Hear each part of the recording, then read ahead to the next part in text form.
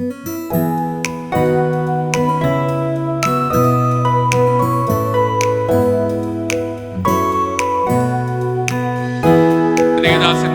ദൈവം കടന്നു വന്നിരിക്കുന്ന എല്ലാവർക്കും കർത്താവ് യേശു ക്രിസ്തുവിന്റെ നാമത്തിലുള്ള എന്നെ സ്നേഹവന്ദനത്തെ അറിയിക്കുന്നു. തുടർന്ന് നാം ദൈവവചനം കേൾക്കുവാനുള്ള സമയമാണ്. നമ്മുടെ തന്നെ ഹൃദയങ്ങൾ ഒരുക്കി നമുക്ക് വളരെ ശ്രദ്ധയോടെ ആയിരിക്കാം. ഇന്ന് ദൈവവചനം സംസാരിക്കാനും കടന്നു വന്നിരിക്കുന്നത് PMGC കർണാടക സ്റ്റേറ്റ് പ്രസിഡന്റ് ആയിരിക്കുന്ന ഫാസ്റ്റർ കോശി ഫിലിപ്പ് അവറുകളാണ്. പ്രിയ ദേവദാസനെ വീണ്ടും ഈ ശുശ്രൂഷയിലേക്ക് സ്വാഗതം ചെയ്യുന്നു. കഴിഞ്ഞ പകൽക്കാലം പ്രിയ ദേവദാസനെ വളരെ ശക്തിയോടെ എടുത്തുപയോഗിച്ചല്ലോ. തെസ്സലോനിക്കയിലുള്ള ദൈവസഭയെപ്പറ്റി നാം കേൾക്കുവാനിടയായല്ലോ. അവിടെയുള്ള ദേവദാസന്മാർ ദൈവവചനം പ്രസംഗിച്ചപ്പോൾ അവരൊരു മനുഷ്യൻ്റെ വചനമായിട്ടല്ല, സാക്ഷാലാകുന്ന ദൈവവചനം പോലെ അവർ സ്വീകരിച്ചു. ആ ദൈവവചനം സ്വീകരിച്ച് അവരുടെ ഇടയിൽ അവരുടെ വിവിധ മണ്ഡലങ്ങളിൽ ആ ദൈവവചനം വ്യാപരിച്ചു കൊണ്ടിരുന്നു നാം കേൾക്കുവാനിടയായി. മോശയുടെ ജനനം മുതൽ തൻ്റെ വിവിധ ഘട്ടങ്ങളിൽ ദൈവവചനം തന്നെ എങ്ങനെ രൂപാന്തരപ്പെടുത്തി, തന്നെ എങ്ങനെ ഉപയോഗിച്ചു എന്ന് നാം കേൾക്കുവാനിടയായല്ലോ. വീണ്ടും നമുക്ക് വളരെ പ്രാർത്ഥനയോടെ ആയിരിക്കാം. തുടർന്നുള്ള വചന ശുശ്രൂഷയ്ക്ക് വേണ്ടി ബഹുമാനപ്പെട്ട പാസ്റ്റർ കോശി ഫിലിപ്പ് അവറുകളെ മുന്നോട്ട് ക്ഷണിച്ചുകൊള്ളുന്നു.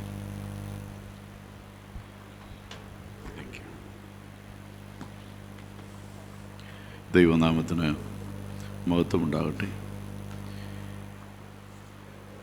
രാത്രികാലവും അനുഗ്രഹിക്കപ്പെട്ട ഈ കൂട്ടായ്മയിൽ കടന്നു വന്ന ദൈവവചനം ശുശ്രൂഷിപ്പാൻ തക്കവണ്ണം ദൈവം ഒരുക്കിയിരിക്കുന്ന മുഖാന്തരങ്ങൾക്കായി ഞാൻ ദൈവത്തിന് സ്തോത്രം ചെയ്യുന്നു.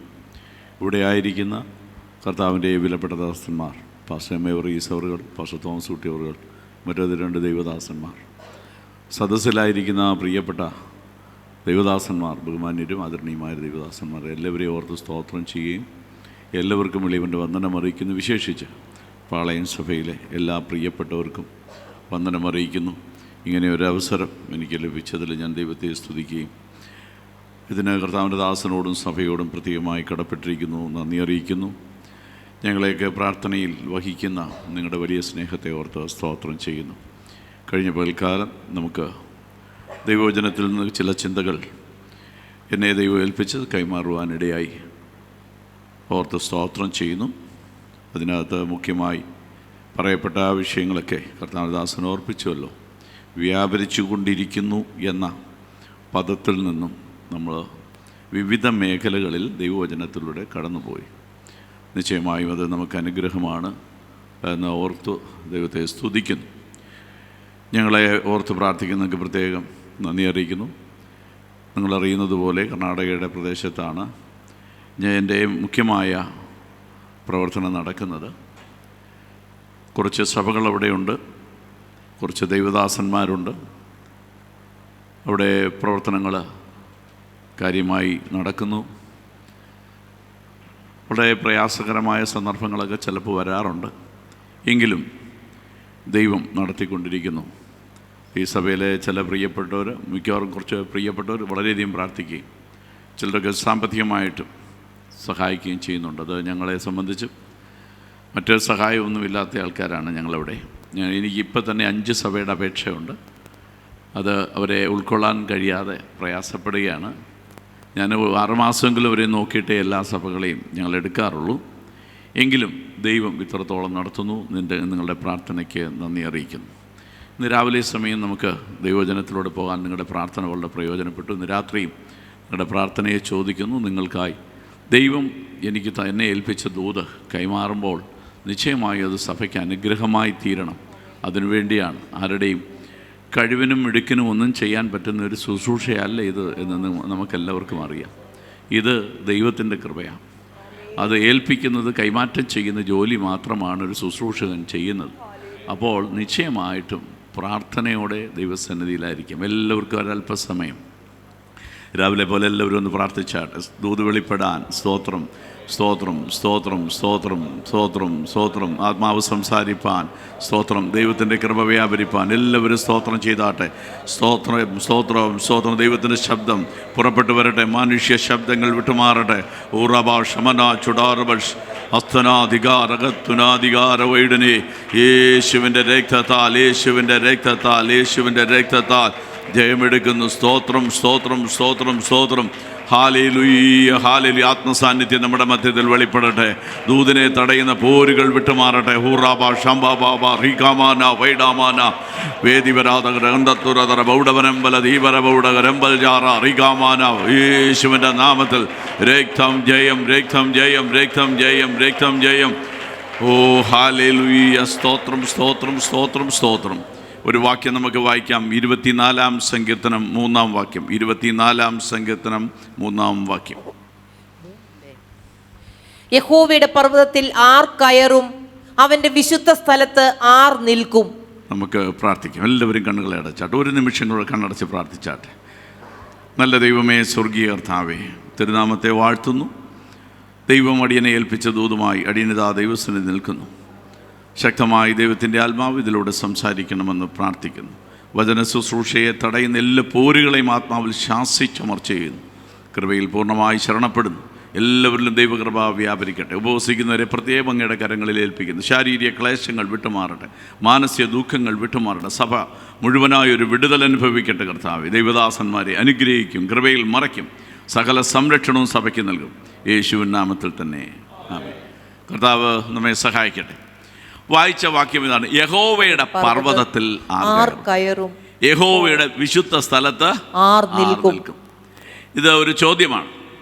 ഇവിടെ ദാവീദാണ് ഈ സങ്കീർത്തനവും 15-ാം സങ്കീർത്തനവും രചിച്ചിരിക്കുന്നത്. ദാവീദ് അതിൽ ഉദ്ദേശിക്കുന്ന കാര്യം നമുക്ക് നന്നായിട്ട് അറിയാം. ഇതിനകത്ത് നമുക്ക് തരുന്ന സന്ദേശം, ദാവീദ് ഒരു പക്ഷേ യഹോവയുടെ പർവ്വതമെന്നറിയപ്പെടുന്ന പർവ്വതങ്ങളെ പറ്റിയാണ് പറയുന്നത് ഏതെങ്കിലും ഇതിലെ ആത്മീയ ദൂത്, നമുക്ക് തരുന്ന ദൂത് അല്ലെങ്കിൽ പൊരുളെന്ന് പറയുന്നത് നിത്യതയാണ്. നമുക്കെല്ലാവർക്കും അതറിയാം. 2 പർവ്വതങ്ങളെപ്പറ്റി ദാവീദ് പറയുന്നു. ഇത് ഹോരേബും സീനായിയുമാണെന്ന് വേദപണ്ഡിതാക്കൾ പറയുന്നു. ഈ ദാവീദ് പറയുന്ന ഈ പർവ്വതങ്ങൾ ഹോരേബും സീനായും. നമുക്കിങ്ങനെ വ്യാഖ്യാനിച്ചാൽ, ഹോരേബ് എന്ത്? നമ്മൾ രാവിലെ ചിന്തിച്ചത് മോശയാണ്. ഹോരേബ്, മോശയോടുള്ള ബന്ധത്തിൽ എന്താണ് ഹോരേബിൻ്റെ പ്രാധാന്യം? ഈ മോശയെ ദൈവം വിളിച്ച പർവ്വതം, അതാണ് ഹോരേബ് പർവ്വതം. എന്താണ് സീനായി പർവ്വതം? മോശയ്ക്ക് പ്രമാണം കൊടുത്ത പർവ്വതം സീനായി പർവ്വതം. അപ്പോൾ തന്നെ അതിനകത്ത് മറ്റൊരു മർമ്മമുണ്ട്. ഒന്നാമത്തെ പർവ്വതം എന്ന് പറയുന്ന ഹോരേബ്, സ്തോത്രം, മോശയെ ദൈവം കാത്തുനിന്ന പർവ്വതം. മോശ കടന്നു വരുവാൻ, സ്തോത്രം, അവനെ ദൂതേൽപ്പിച്ച് ദൈവജനത്തിൻ്റെ വിടുതലിനായി ദൈവം അവനെ ഉപയോഗിക്കുവാൻ കാത്തുനിന്ന പർവ്വതം ഹോരേബ് പർവ്വതം. സീനായി പർവ്വതം മോശ ചെന്ന് ദൈവത്തെ കാത്തിരുന്ന പർവ്വതം. ശ്രദ്ധിക്കണം, മോശ ചെന്നു, അതിനുശേഷമാണ് ദൈവം ഇറങ്ങി വന്നത്. 2 വിധത്തിൽ മോശയോട് ദൈവം ഇടപെടുന്നുണ്ട്. സീനായി സമതലത്തിൽ 2 പർവ്വതങ്ങളാണ് ഇതെന്ന് നമുക്ക് എല്ലാവർക്കും അറിയാം.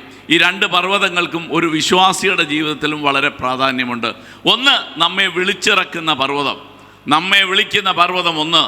2, നമുക്ക് വേണ്ടി പ്രമാണം തരുന്ന പർവ്വതം. കർത്താവിന് മഹത്വം.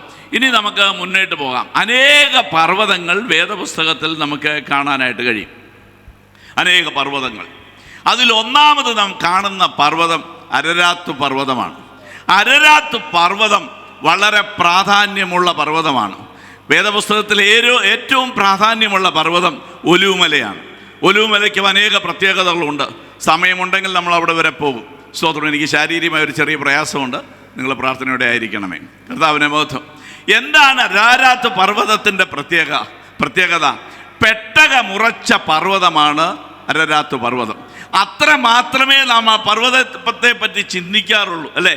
നമ്മൾ ദൂതുകൾ പറയുമ്പോൾ അരാരത്ത് പർവ്വതത്തിൽ പെട്ടകമുറച്ചതുപോലെ ഉറപ്പിക്കണമേ എന്ന് പ്രാർത്ഥിക്കുകയും ദൂത് പറയുകയും ചെയ്യും. എന്നാൽ അതിനേക്കാൾ അപ്പുറമായി വളരെ പ്രാധാന്യം അരരാത്ത് പർവ്വതത്തിലുണ്ട്. ഉൽപ്പത്തി പുസ്തകം 6-ാം അധ്യായം മുതൽ നമുക്ക് എടുത്തു വയ്ക്കാം. അവിടെയാണല്ലോ നമുക്ക് കേൾക്കാനായിട്ടുള്ളത്. സ്തോത്രം. രക്തം ചെയ്യും. അരാരത്ത് പർവ്വതത്തെ പറ്റി പറയുന്നത് 8-ാം അധ്യായത്തിലാണ്. എന്നാൽ ഇതിൻ്റെ ആരംഭം 6-ാം അധ്യായത്തിൽ തുടങ്ങുന്നുണ്ട്. എന്താ സാഹചര്യം?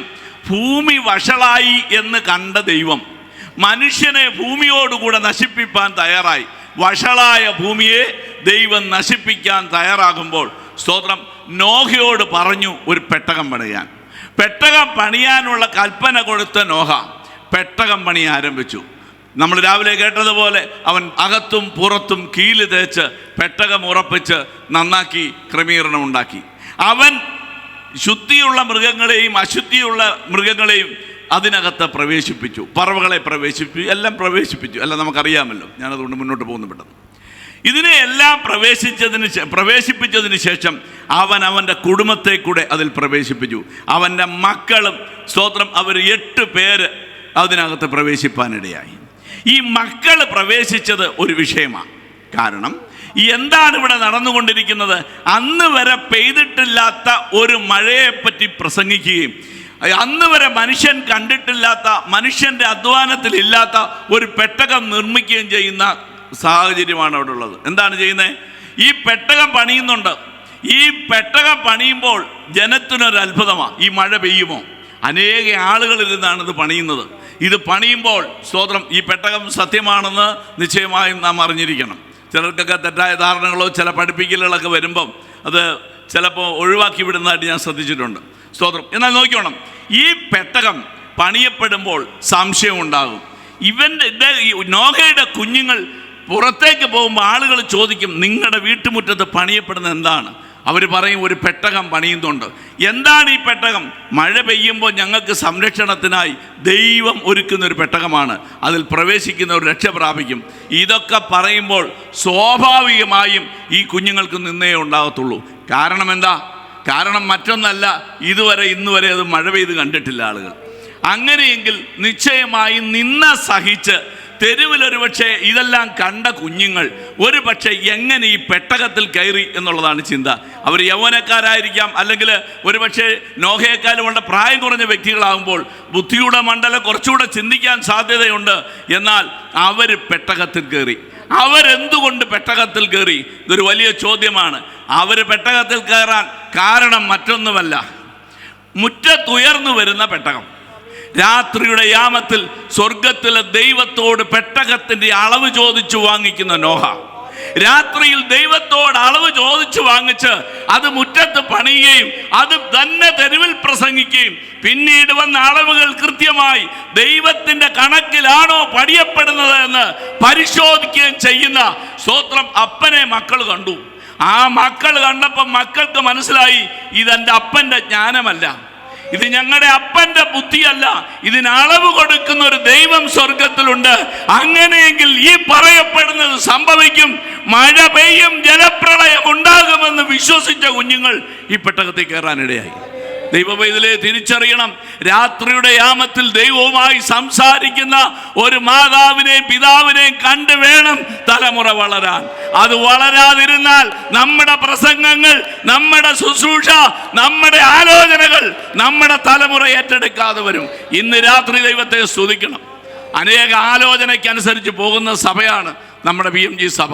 അതുകൊണ്ട് നമ്മുടെ തലമുറകൾ നിലനിൽക്കാൻ സ്തോത്രം കൃത്യമായി ദൈവവുമായിട്ടുള്ള ബന്ധം നാം സൂക്ഷിക്കണം. ഇത് തന്നെയാണ് നമ്മൾ പകലും കേട്ടത് അല്ലേ? മോശയെ സൂക്ഷിച്ച പെട്ടകത്തോടുള്ള ബന്ധത്തിൽ ഇതേ ദൂത് നമ്മൾ കേട്ടു. സ്തോത്രം. ദൈവം നമ്മളോട് ഇടപെടട്ടെ. ഈ പെട്ടകത്തിൽ അവർ പ്രവേശിച്ചു, പെട്ടകം അടച്ചു. അതിനുശേഷം മഴ പെയ്തു, വലിയ ജലപ്രളയമുണ്ടായി. ഇവർ അവസാനം മഴയെല്ലാം കഴിഞ്ഞ് ദൈവം കൽപ്പിച്ച സമയത്ത് വെള്ളം പറ്റിയപ്പോൾ ഈ പെട്ടകം ദൈവം അരരാത്ത് പർവ്വതത്തിൽ ഉറച്ചു. 17,260 അടിയാണ് ഈ പർവ്വതത്തിൻ്റെ ഉയരം. ഈ പർവ്വതത്തിൻ്റെ ഉയരം ഞാൻ പറയുമ്പോൾ നിങ്ങളാരും ഗൂഗിൾ ചെയ്ത് നോക്കരുത്, അതിനകത്ത് അളവ് കാണില്ല. 50 വർഷം മുമ്പുള്ള സ്തോത്രം പുസ്തകങ്ങളുടെ റെഫറൻസിലാണ് ഞാൻ ഈ മെസ്സേജ് പറയുന്നത്. സ്തോത്രം 17,260 അടിയുള്ള അന്നത്തെ ഇത് രേഖപ്പെടുത്തിയിരിക്കുന്ന ഏറ്റവും ഉയരം കൂടിയ പർവ്വതമാണ് അരരാത്ത് പർവ്വതം. അതിൽ ഈ പെട്ടകം ഉറയ്ക്കാനിടയായി. സ്തോത്രം. ഉറച്ചു കഴിഞ്ഞോണ്ടേ ഇനി വായിച്ച 8-ാം അധ്യായം 20 തൊട്ട് വായിക്കാം. നോഹ യഹോവയ്ക്കൊരു യാഗപീഠം പണിതു. ശ്രദ്ധിക്കണം, യാഗമെന്നും യാഗപീഠമെന്നും വേദപുസ്തകത്തിൽ ആദ്യം കാണുന്ന ഭാഗം ഇവിടെയാണ്. ഇതുവരെ യാഗമെന്നൊരു പദമോ യാഗപീഠമെന്നൊരു പദമോ വേദപുസ്തകത്തിലില്ല. നേരത്തെ ഉണ്ട്, വഴിപാടുണ്ട്, യഹോവയുടെ നാമത്തിൽ ആരാധനയുണ്ട്. പക്ഷേ യാഗമെന്നൊരു പദം ഇതുവരെ വേദപുസ്തകത്തിൽ രേഖപ്പെടുത്തിയിട്ടില്ല. ആദ്യമായി യാഗമെന്ന പദം കാണുന്നത് ഇവിടെയാണ്. യാഗത്തിൻ്റെ പ്രമാണമൊക്കെ പിന്നീട് ലേവ്യ പുസ്തകത്തിലാണ് വരുന്നതെങ്കിലും ഇവിടെ യാഗപീഠം പണിയാൻ ഇടയായി. എന്താണ് ഇവിടെ സംഭവിച്ചത്?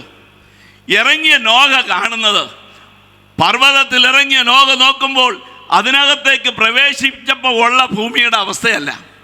വെള്ളം താഴ്വാരങ്ങളിലേക്ക് ഒഴുകി ജീവനുള്ളത് സകലതും താഴേക്ക് ഒഴുകിപ്പോയി. മൃഗങ്ങളും അതുപോലെ തന്നെ മനുഷ്യരും ഒപ്പം വൃക്ഷങ്ങളും എല്ലാം ഒലിച്ചുപോയി തെളിഞ്ഞു കിടക്കുന്ന ഒരു പർവ്വതത്തിലാണ് സ്തോത്രം ഈ നോഹ ഇറങ്ങിയത്.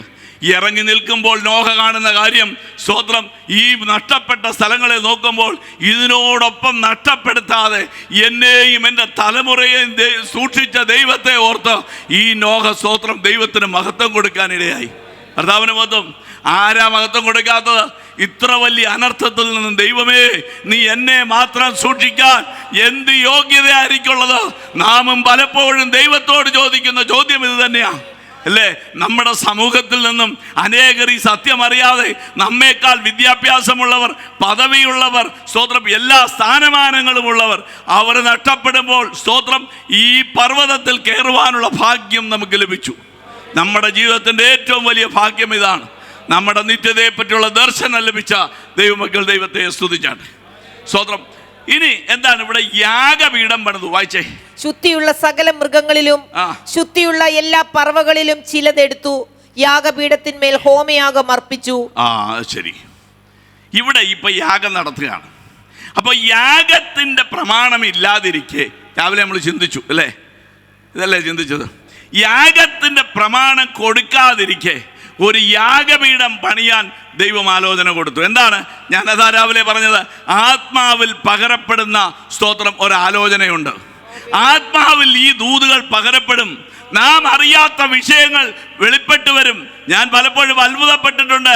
രാത്രിയുടെ യാമത്തിൽ ഉറങ്ങിക്കൊണ്ടിരിക്കുമ്പോൾ ചില ദൂതുകൾ ദൈവം തരും. അപ്പോൾ തന്നെ ഓടി ചെന്ന് വേദപുസ്തകം എടുത്ത് അതിൻ്റെ, സ്തോത്രം, സത്യമായ കാര്യം മനസ്സിലാക്കിയെടുക്കാറുണ്ട്. ഞാൻ ഇന്ന് രാവിലെ പറഞ്ഞ ദൂത്, ഇന്നലെ ഞാൻ പെട്ടെന്ന് വണ്ടി ഓടിച്ചുകൊണ്ടിരുന്നപ്പോൾ എനിക്ക് തന്ന ദൂതാ ഞാൻ രാവിലെ പറഞ്ഞ. ഓർമ്മയുണ്ടോ ആർക്കെങ്കിലും? ദൈവത്തിന് ഒരു കാര്യം അസാധ്യമല്ലല്ലോ. മനസ്സിലായോ? ഞാൻ പെട്ടെന്ന് ഇത് കുറിച്ച് വെച്ചു. ദൈവത്തിന് ഒരു കാര്യം അസാധ്യമല്ലല്ലോ എന്ന് പറഞ്ഞത് മറിയോടാ. പുരോഹിതനായ സക്കറിയാവിനോട് പറഞ്ഞില്ല. സക്കറിയാവിനോട് പറയാത്തത് എന്താ? ഞാൻ പറഞ്ഞു രാവിലെ, എന്താ പറയാത്തത്?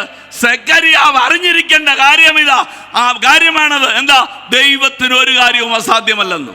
പക്ഷേ സ്തോത്രം, ഈ മറിയയ്ക്ക് അതല്ല. അവളോട് പറഞ്ഞു, അവിടെ സംശയത്തിന് സ്തോത്രം, സംശയം അവസാനിപ്പിക്കാൻ അതിനു വേണ്ടിയാണ് പറഞ്ഞത്, ദൈവത്തിന് ഒരു കാര്യവും അസാധ്യമല്ലല്ലോ. അതോടുകൂടി അവിടെ സംശയം തീർന്നു. കർത്താവിന് ബോധം. ഇന്ന് രാത്രിയും പറയട്ടെ, ദൈവത്തിന് ഒരു കാര്യവും അസാധ്യമല്ല. അസാധ്യമെന്ന് മനുഷ്യർക്ക് തോന്നും. ഈ അസാധ്യ കാര്യങ്ങളെ സാധിപ്പിക്കുന്നവനാണ് ദൈവം. അവൻ്റെ അധികാരത്തിലുള്ള കാര്യങ്ങൾ ചെയ്യാൻ, സ്തോത്രം, അവൻ ആരുടെയും സപ്പോർട്ട് ആവശ്യമില്ല. കർത്താവിനെ മഹത്വം. നമുക്ക് ഇവിടേക്ക് വരാം. അപ്പോൾ ഇവിടെ എന്താ സംഭവിക്കുന്നത്? ഇവിടെ യാഗം കഴിക്കുന്നു. യാഗം കഴിക്കുന്ന മൃഗങ്ങളെ ഒന്ന് വായിച്ചേ. യഹോവ സൗരഭ്യവാസന മണത്തപ്പോൾ അതിനു മുമ്പ് ശുദ്ധിയുള്ള സകല മൃഗങ്ങളിലും ശുദ്ധിയുള്ള എല്ലാ പറവകളിലും ശുദ്ധിയുള്ളതിനെയും ശുദ്ധമല്ലാത്തതിനെയും പെട്ടകത്തിൽ പ്രവേശിപ്പിച്ചിരുന്നു. പക്ഷേ ഇവിടെ യാഗം കഴിക്കാൻ തുടങ്ങിയപ്പോൾ ശുദ്ധിയുള്ളതിനെ എടുത്ത് യാഗം കഴിച്ചു. ഇവിടെ ഒരു ചോദ്യം ഉയരും. അവർ ചോദിച്ചില്ലെങ്കിലും ഒരു വേദപുസ്തകം വായിക്കുന്ന ഒരാൾക്കൊരു സംശയം ഉണ്ടാവാം. എന്താ സംശയം? പിന്നെന്തിനാ ഈ ജലപ്രളയത്തിൽ നിന്ന് ഇതിനെ സൂക്ഷിച്ചത്? എന്തിനാ സൂക്ഷിച്ചത്? കാലുകുത്തിയ ദേശത്ത്, പുതുക്കപ്പെട്ട ഭൂമിയിൽ, പുതിയ ഭൂമിയിൽ, പാപത്തെ നീക്കിക്കളഞ്ഞ് ദൈവം വിശുദ്ധമായ ആക്കിയ സ്ഥലത്ത് നിൽക്കാൻ, ജീവിക്കാൻ ഈ ശുദ്ധിയുള്ള മൃഗത്തിന് അവകാശമില്ലേ? ഒരു ചോദ്യം ഉയർന്നു വരാൻ സാധ്യതയുണ്ട്. പലപ്പോഴും നമ്മൾ ചോദിക്കുന്ന ചോദ്യമായത്, എന്താ ഇങ്ങനെ? എൻ്റെ വിശുദ്ധ ജീവിതം കൊണ്ട് എന്ത് പ്രയോജനമെന്ന് ചിലപ്പോൾ നമ്മൾ ചോദിക്കാറുണ്ട്. അതിനുത്തരം എബ്രായ ലേഖനം 11-ാം അധ്യായം 33 വാക്യങ്ങൾ. എബ്രായ ലേഖനം 11-ാം അധ്യായം 33. വിശ്വാസത്താൽ അവർ രാജ്യങ്ങളെ അടക്കി, വിശ്വാസത്താൽ അവർ രാജ്യങ്ങളെ അടക്കി, നീതി നടത്തി, വാഗ്ദത്തം പ്രാപിച്ചു. ശ്രദ്ധിക്കണേ, വാഗ്ദത്തം പ്രാപിച്ചു. പിന്നെ സിംഹങ്ങളുടെ വായടച്ചു, തീയുടെ ബലം കെടുത്തി, വാളിന്റെ വായ്ക്ക് തെറ്റി ബലഹീനതയിൽ ശക്തി പ്രാപിച്ചു യുദ്ധത്തിൽ വീരന്മാരായി തീർന്നു അന്യന്മാരുടെ സൈന്യങ്ങളെ ഓടിച്ചു സ്ത്രീകൾക്ക് തങ്ങളുടെ മരിച്ചവരെ ഉയർത്തെഴുന്നേൽപ്പിനാൽ തിരികെ കിട്ടി മറ്റു ചിലർ ഏറ്റവും നല്ലൊരു ഉയർത്തെഴുന്നേൽപ്പ്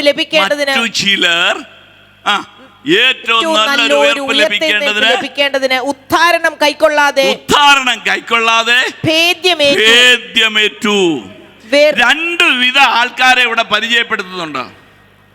1-ാം നൂറ്റാണ്ടിലെ കഷ്ടതയുടെ കാലമാണിതെന്ന് വേണേ പറയാം. അത് തന്നെയാണ് മുഖ്യമായി ഉദ്ദേശിക്കുന്നത്. എന്നാൽ പഴയ നിയമത്തിലെ ചില കാര്യങ്ങൾ ഇവിടെ പരാമർശിക്കുന്നുണ്ട്. എന്നാൽ തീയുടെ ബലം കെടുത്തി എന്ന് പറയുന്നത് സ്തോത്രം ആ 1-ാം നൂറ്റാണ്ടിൽ നടന്ന പീഡയാണ്. 1-ാം നൂറ്റാണ്ടിൽ നടന്ന പീഡ ചെറുതല്ല. വെളിച്ചം കാണാൻ മനുഷ്യനെ കത്തിച്ചുപയോഗിക്കുന്ന ഒരു കാലം, ഉദ്യാനങ്ങളിൽ ജീവനുള്ള മനുഷ്യനെ വാക്സ് പുരട്ടിയ സ്തോത്രം തുണികൾ ചുറ്റി കത്തിച്ചു നിർത്തിയ കാലം, അവരുടെ വിശ്വാസം കരിഞ്ഞു വീഴുന്നത്, അവരുടെ ജീവൻ പോകുന്നത് വരെ ഈ തീക്ക് അവരുടെ വിശ്വാസത്തെ കെടുത്താൻ കഴിഞ്ഞില്ല. ആമേൻ. അതാണ് തീയുടെ ബലം കെടുത്തി എന്ന് അവിടെ എഴുതിയിരിക്കുന്നത്. ഈ കഷ്ടത സഹിച്ച ജനം, എന്നാൽ വിടുതൽ പ്രാപിച്ച ജനം, ഇതെല്ലാം അതിനിടയിലുണ്ട്. എന്നാൽ അവിടെ എഴുതിയിരിക്കുന്ന അവസാനത്തെ 35-ാം വാക്യം എന്താ? സ്ത്രീകൾക്ക് തങ്ങളുടെ മരിച്ചവരെ ഉയർത്തെഴുന്നേൽപ്പിനാൽ തിരികെ കിട്ടി മറ്റു ചിലർ അതിനടിവരയിടണം. ഏറ്റവും നല്ലൊരു ഉദ്ധാരണത്തിന് വേണ്ടി ഭേദ്യമേറ്റ ഒരു കൂട്ടം ആളുകൾ ശ്രദ്ധിക്കണം. കഷ്ടതയും ഭാരവും പ്രയാസവും വന്ന് സ്വന്തം ജീവിതത്തിൽ നിരാശപ്പെടുത്തുന്ന അനുഭവങ്ങൾ വരുമ്പോൾ ദൈവവേദനെ ഓർത്തുകൊള്ളണം. നിന്റെ കഷ്ടത അറിയാത്തവനല്ല ദൈവം. നിന്റെ കഷ്ടത അവൻ കാണുന്നുണ്ട്. വിടുതൽ കൊടുക്കുന്നവരുണ്ട്, വിടുതൽ പ്രാപിക്കുന്നവരുണ്ട്. ചിലപ്പോൾ കഷ്ടത ചിലർക്ക് മാറ്റിവെക്കും. ഹല്ലേലൂയ. അതിന് ഉത്തരം അവിടെയുണ്ട്. നല്ലൊരു ഉദ്ധാരണം എന്നുള്ളത് മുന്നു ചേർത്തിട്ടില്ല. വായിച്ചു നോക്കിയാൽ നമുക്കറിയാം അല്ലേ എന്തുകൊണ്ട് ഇത് സംഭവിക്കുന്നു. നമുക്ക് ചോദ്യമില്ല, ഉത്തരം അവിടെ കിട്ടത്തുള്ളൂ.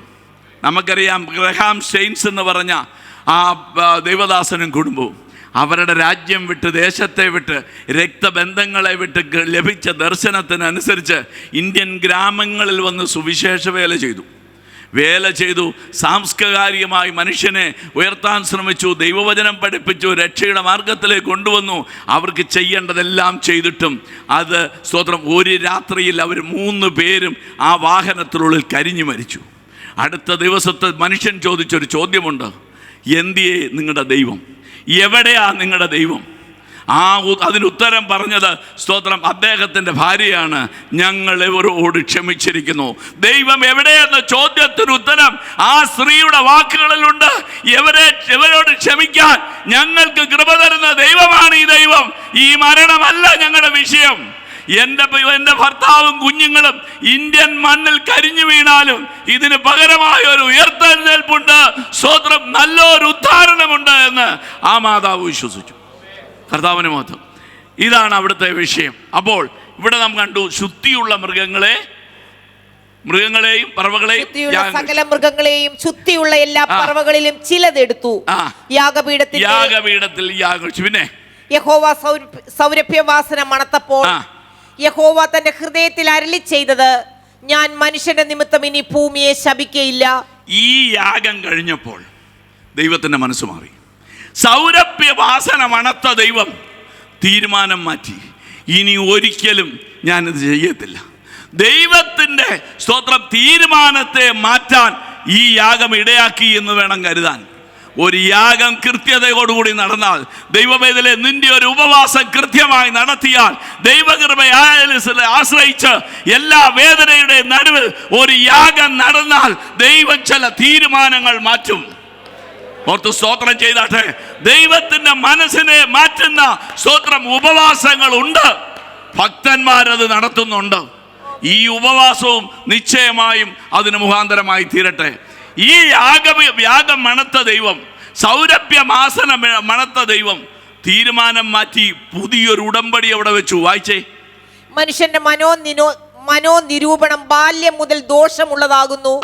ഞാൻ ചെയ്തതുപോലെ സകല ജീവികളെയും ഇനി നശിപ്പിക്കില്ല. ദൈവത്തിന്റെ തീരുമാനം മാറ്റി. ഒരൊറ്റ യാഗം കൊണ്ട് ദൈവം ഒരു ഉടമ്പടി ഈ പുതിയ ജനത്തിന് കൊടുത്തു. അടുത്തത്, ഭൂമിയുള്ള കാലത്തോളം വിതയും കൊയ്ത്തും ശീതവും ഉഷ്ണവും വേനലും വർഷവും രാവും പകലും നിന്നു പോകയില്ല. ശ്രദ്ധിക്കണേ, ആദ്യം ഭൂമിയിൽ മഴ പെയ്തത് ഒരു ന്യായവിധിക്കാണ്. മനുഷ്യനെയും മൃഗങ്ങളെയും ഭൂമിയെ ഒരുപോലെ നശിപ്പിക്കാൻ മഴ പെയ്യിച്ച ദൈവം ഇതേ മഴയെ അനുഗ്രഹിച്ച് പറയുന്നു, ഇനി വേനലും വർഷവും നിന്നു പോകയില്ല. ഇന്ന് പെയ്ത മഴ, ഇന്ന് പെയ്ത ജലപ്രളയം മനുഷ്യനെ നശിപ്പിച്ചെങ്കിൽ ഇനി ഈ മഴ ഉണ്ടാകും, വേനൽ ഉണ്ടാകും. ഇത് മനുഷ്യന്റെ അനുഗ്രഹത്തിനായി ഞാൻ മാറ്റുന്നു എന്ന് ദൈവം തീരുമാനമെടുത്തു. പുതിയ ഉടമ്പടി, പുതിയ വാഗ്ദത്തം. ഇതാണ് ഈ അരാരത്ത് പർവ്വതത്തിൽ നടന്നത്. നോഹയോടുള്ള ബന്ധത്തിൽ ഒരു പുതിയ സ്തോത്രം വാഗ്ദത്തം ചെയ്യുകയും ചെയ്തു. ഇത് നിന്നു പോകുകയില്ല. ഒന്നുകൂടെ വായിച്ചത്, ഉഷ്ണവും വേനലും വർഷവും രാവും പകലും ഭൂമിയുള്ള കാലത്തോളം നിന്നു പോകുകയില്ല. ഒരു പുതിയ ഉടമ്പടി. അപ്പോൾ ഉടമ്പടിയുടെ പർവ്വതമെന്ന് അരാരത്ത് പർവ്വതത്തിനെ വിളിക്കാം, പുതുക്കത്തിന്റെ പർവ്വതമെന്നും സ്തോത്രം ഹല്ലേലൂയ ഇതിനെ വിളിക്കാവുന്നതാണ്. ഇനി അത് കഴിഞ്ഞ് ആദ്യം യാഗം നടന്ന പർവ്വതമാണ്, മറന്നുപോകരുത്. അടുത്ത 9-ാം അധ്യായം 1-ാം വാക്യം വായിച്ചേരെ. ദൈവം നോഹയെയും അവന്റെ പുത്രന്മാരെയും അനുഗ്രഹിച്ച് അവരോട് അരുളി ചെയ്തതെന്തെന്നാൽ, നിങ്ങൾ സന്താന പുഷ്ടിയുള്ളവരായി പെരുകി ഭൂമിയിൽ നിറവീൻ. ഈ വാക്യം ദൈവം മാറ്റിയില്ല. ഇവിടെ ആദമിനോടും അവയ്ക്കും കൊടുത്ത ആലോചനയായത് അല്ലേ? ഒന്നുകൂടെ വായിച്ചോ. ദൈവം നോഹയെയും അവന്റെ പുത്രന്മാരെയും അനുഗ്രഹിച്ച് അവരോട് അരുളി ചെയ്തത് എന്തെന്നാൽ, നിങ്ങൾ സന്താന പുഷ്ടിയുള്ളവരായി. ഞാൻ എന്താണോ എന്റെ കൈകൊണ്ട് നിർമ്മിച്ച മനുഷ്യനോട് കൽപ്പിച്ചത് അത് തന്നെ ഞാൻ ആവർത്തിക്കുന്നു, നിങ്ങൾ സന്താന പുഷ്ടിയുള്ളവരായി ഭൂമിയിലൊക്കെയും സ്തോത്രം പെരുകണം. ദൈവം ആലോചന മാറ്റിയില്ല. മനുഷ്യനെ സൃഷ്ടിച്ച ദൈവം ദുഃഖിച്ചു. മനുഷ്യൻ കൈകൊണ്ട് സൃഷ്ടിച്ച മനുഷ്യൻ നഷ്ടപ്പെട്ടു പോയി. ഇതാ ഇവിടെ ജനിച്ച മനുഷ്യൻ ഉടമ്പടി മാറ്റിക്കൊടുത്തു. ഇത് തന്നെയാണ് നമ്മോടുള്ള ബന്ധത്തിലും ദൈവം ചെയ്തത്. സ്തോത്രം, തൻ്റെ സ്വന്തം ജനത്തെ സ്തോത്രം അവർ അംഗീകരിക്കാതെ പോയപ്പോൾ, അവർ ക്രിസ്തുവിനെ അംഗീകരിക്കാതെ പോയപ്പോൾ അവരെ തള്ളിക്കളഞ്ഞുകൊണ്ട് സ്തോത്രം ജാതികളായ നമ്മിലേക്ക് രക്ഷ വരുത്തി ദൈവത്തിന്റെ ദൂതറിയിപ്പാൻ, ആലോചന അറിയിപ്പാൻ, ദൈവശബ്ദം മുഴക്കുവാൻ സ്തോത്രം ദൈവം നമ്മെ വിളിച്ചു. അതാണ് നമ്മുടെ പദവി. കർത്താവിന് മഹത്വം. സ്തോത്രം. ഇനി നമുക്ക് മുന്നോട്ട് പോകും. അപ്പൊ 1-ാമത്തെ പർവ്വതം നമ്മൾ കണ്ടു. എന്താണ്? പുതുക്കത്തിന്റെ പർവ്വതം, അരാരത്ത് പർവ്വതം. ഇനി 2-ാമത് നാം ചിന്തിക്കുന്ന പർവ്വതം, 2-ാമത് നമ്മൾ ചിന്തിക്കുന്ന പർവ്വതം കർമ്മേൽ പർവ്വതം. ഞാൻ ചില ഭാഗങ്ങൾ അങ്ങ് വിടുക, ചില പ്രയാസമുണ്ട്. കർമ്മേൽ പർവ്വതത്തിലേക്ക് നമ്മൾ പോകുന്നു. 1 രാജാക്കന്മാരുടെ പുസ്തകം 17-ാം അധ്യായം 1-ാം വാക്യം.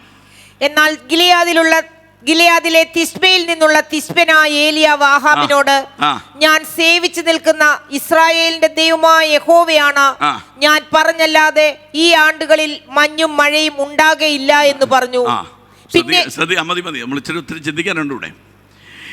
ഇത് നമ്മൾ ഇനി വരാൻ പോകുന്നത് കർമ്മേൽ പർവ്വതത്തിലേക്കാണ്. അതിൻ്റെ ഉയരം 1740 അടി ഉയരമാണ്. ഈ പർവ്വതത്തിന് വാഗ്ദത്ത നിവൃത്തിയുടെ പർവ്വതമെന്നും പ്രാർത്ഥനയുടെ മറുപടിയുടെ പർവ്വതമെന്നും ഒക്കെ നമുക്ക് പേര് വിളിക്കാം. സ്തോത്രം.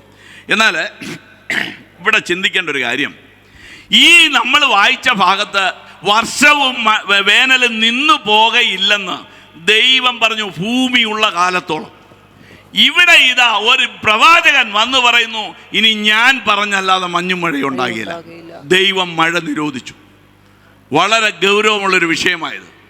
ദൈവം വാഗ്ദത്തത്തിൽ നിന്ന് മാറി. ദൈവം ഉടമ്പടി ലംഘിച്ചു. സംഖ്യാപുസ്തകം, ന്യായാധിപന്മാരുടെ പുസ്തകം 2-ാം അധ്യായം 1-ാം വാക്യം വായിച്ചേ.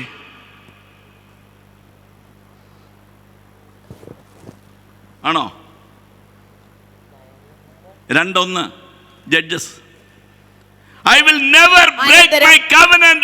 അനന്തരം യഹോവയുടെ ഒരു ദൂതൻ ഗിൽഗാലിൽ നിന്ന് ബോഖീമിലേക്ക് വന്നു പറഞ്ഞത്, ഞാൻ നിങ്ങളെ മിസ്രൈമിൽ നിന്ന് പുറപ്പെടുവിച്ചു, നിങ്ങളുടെ പിതാക്കന്മാരോട് സത്യം ചെയ്ത ദേശത്തേക്ക് നിങ്ങളെ കൊണ്ടുവന്നു.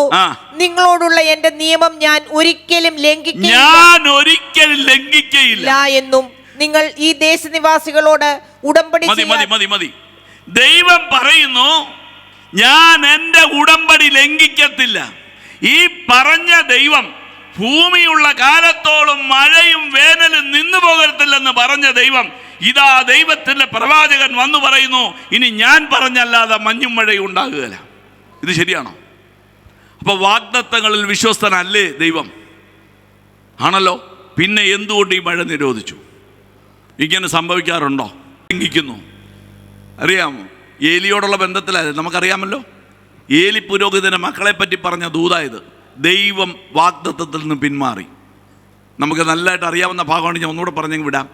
പക്ഷേ ഏലി അന്നേരം ഒന്ന് നിലവിളിച്ച് പറഞ്ഞാൽ പോരായിരുന്നു. തെറ്റിപ്പോയി എനിക്ക് തെറ്റിപ്പോയി എന്ന് പറഞ്ഞാൽ പോരായിരുന്നു. പിന്നെ പകരം ഏലി പറഞ്ഞത് എന്താ? 3:18 ഒന്ന് വായിച്ചാൽ അറിയാം. ഏലിയുടെ പ്രതികരണം കാണാം. അങ്ങനെ ശമൂവേൽ സകലവും അവനെ അറിയിച്ചു, ഒന്നും മറച്ചില്ല എന്നറിയാവൻ യഹോവയല്ലോ തന്റെ ഇഷ്ടം പോലെ ചെയ്യട്ടെ, അവൻ ഇഷ്ടം പോലെ ചെയ്യട്ടെ എന്ന് ഏലി പ്രതികരിച്ചു. ദൈവപൈതലെ, ഒരു ശാപത്തിന്റെ ദൂത് കേൾക്കുമ്പോൾ, ഒരു പ്രയാസകരമായ ദൂത് കേൾക്കുമ്പോൾ ദൈവസന്നിധി സറണ്ടർ ആകണമെന്നാണ് ദൈവത്തിന്റെ പദ്ധതി. നമ്മുടെ എല്ലാം ജീവിതത്തിൽ നമ്മളിത് കണ്ടിട്ടുള്ളതാണ് അല്ലേ? ഇസ്രായേൽ ജനത്തോടുള്ള ബന്ധത്തിൽ അനവധി പ്രാവശ്യം ഇത് കണ്ടിട്ടുണ്ട്. ദൈവം ഉടമ്പടി ലംഘിച്ചാൽ, ദൈവജനം നിലവിളിക്കാൻ തയ്യാറായാൽ ദൈവം അനുദപിക്കുന്ന ദൈവമാണ്. മോശ പറഞ്ഞു, നീ അനുദപിക്കണമെന്ന് പറഞ്ഞപ്പോൾ ദൈവം യഹോവ അവന്റെ മുമ്പിൽ അനുദപിച്ചു എന്നാണ് എഴുതിയിരിക്കുന്നത് പുറപ്പാട് പുസ്തകത്തിൽ. സ്തോത്രം. ശ്രദ്ധിക്കണം, അത് പറയുന്നതിന് പകരം അവൻ യഹോവയല്ലോ, അവന്റെ ഇഷ്ടം പോലെ ചെയ്യട്ടെ എന്ന് പ്രതികരിച്ച് ശാപം ഏറ്റുവാങ്ങിയ വ്യക്തിയാണ് ഏലി പുരോഹിതൻ അല്ലേ? ഇത് തന്നെയാണ് യൂദയോടുള്ള ബന്ധത്തിൽ നാം കാണുന്നത്. യൂദയോട് പറഞ്ഞു, ആ മനുഷ്യൻ നീ തന്നെ എന്ന് പറയുമ്പോൾ തെറ്റിപ്പോയി എന്ന് പറഞ്ഞ യേശുവിൻ്റെ കാൽക്കൽ വീണ് നിലവിളിച്ചിരുന്നെങ്കിൽ ഈ ശാപത്തിൽ നിന്നും സ്തോത്രം യൂദ ഒഴിവായേനെ. മറ്റെന്ത് വഴിയിലൂടെയെങ്കിലും സ്തോത്രം യൂദയെ രക്ഷിക്കുമായിരുന്നു. എന്നാൽ അവനെ മുഖത്ത് നോക്കി ദൂത് പറഞ്ഞിട്ടും ഏറ്റെടുക്കാതെ സ്തോത്രം നിന്നതുകൊണ്ട് വളരെ ശാപത്തിനിടയായെങ്കിൽ ഇന്ന് രാത്രിയും ഓർത്തുകൊള്ളണം, ദൈവം നമ്മെ ഓർപ്പിച്ചുണർത്തി ഏതെങ്കിലും ദൂത് നമ്മോട് ഇടപെടുന്നു എന്ന് ഉറച്ചു വന്നാൽ സ്തോത്രം നിശ്ചയമായും ക്രമപ്പെട്ട് ദൈവസന്നിധിയിൽ നിലവിളിച്ച് ക്രമപ്പെട്ട് വന്ന് സ്തോത്രം ദൈവത്തിൻ്റെ അനുഗ്രഹങ്ങൾ വാങ്ങണം. ഇവിടെ ഏലിയാവ് പറയുന്നു, ഇനി ഞാൻ പറഞ്ഞല്ലാതെ മഞ്ഞുമഴയും ഉണ്ടാകുകയില്ല. വാഗ്ദത്തങ്ങളിൽ വിശ്വസ്തനായ ദൈവം ഉടമ്പടി ലംഘിച്ചു. എന്താ കാര്യം? നമുക്കറിയാം. അതിന് മുമ്പുള്ള കാലത്തുള്ള രാജാക്കന്മാർ ഓരോരുത്തരും അവരുടെ പിന്നെ അവർക്ക് മുമ്പുണ്ടായിരുന്നവരെക്കാൾ അധികം പാപം ചെയ്തു. ഞങ്ങൾ വാക്യങ്ങൾ വായിപ്പിക്കുന്നില്ല, സമയമില്ലല്ലോ. സ്തോത്രം. ഓരോരുത്തരും പാപം ചെയ്ത് വന്നപ്പോൾ സ്തോത്രം ഒടുവിൽ നിവൃത്തിയില്ലാത്തൊരു സാഹചര്യം വന്നപ്പോഴാണ് പ്രവാചകനെ വിട്ട് ദൈവം പറയുന്നു, ഇനി മഞ്ഞും മഴയും ഉണ്ടാകുകയില്ല. ശരിക്കും പറഞ്ഞാൽ ഇവിടെ ഒരു വിഷയമുണ്ട്. ഇത് ദൈവമക്കൾ അറിയേണ്ട കാര്യമാണ്. ദൈവം ഉടമ്പടി ചെയ്തത് ഒരു കൂട്ടം ആളുകൾ നിമിത്തം ഈ കാലഘട്ടത്തിലെ ആളുകൾക്ക് അത് നിഷേധിക്കപ്പെടുക. മനസ്സിലാവുന്നല്ലേ? ദൈവം ഉടമ്പടി ചെയ്തത് ഇവരുടെ മുൻകാലങ്ങളിൽ ഉണ്ടായിരുന്ന ആളുകളുടെ പാപം നിമിത്തം ഈ കാലഘട്ടത്തിലുള്ള ജനത്തിന് നിഷേധിക്കപ്പെടുകയാണ്. ഓർത്തോണം, ഇവർ പാപം ചെയ്തിട്ടല്ല, ഇവരുടെ പൂർവികരുടെ പാപം നിമിത്തമാണ് ഒന്നാമത് ഇത് വരാൻ കാര്യം. രണ്ടാമത്, യഹോവയുടെ നാമത്തിലുള്ള ആരാധനയില്ല, പകരം ബാലിൻ്റെ നാമത്തിലുള്ള ആരാധനയും ബലിപീഠവും അവിടെ ഉണ്ട്. അതിന് ബലി നടക്കുന്നുണ്ട്. യഹോവയുടെ യാഗപീഠം ഇടിഞ്ഞു കിടക്കുന്നു. ഈ പശ്ചാത്തലത്തിലാണ് ദൈവം ഈ ആലോചന പറയുന്നത്. പറഞ്ഞത് പോട്ടെ, പറഞ്ഞിട്ട് ഈ പറഞ്ഞ ആളങ്ങ് പോയി. അദ്ദേഹത്തിൻ്റെ വാക്കെന്താ? ഞാൻ പറഞ്ഞല്ലാതെ.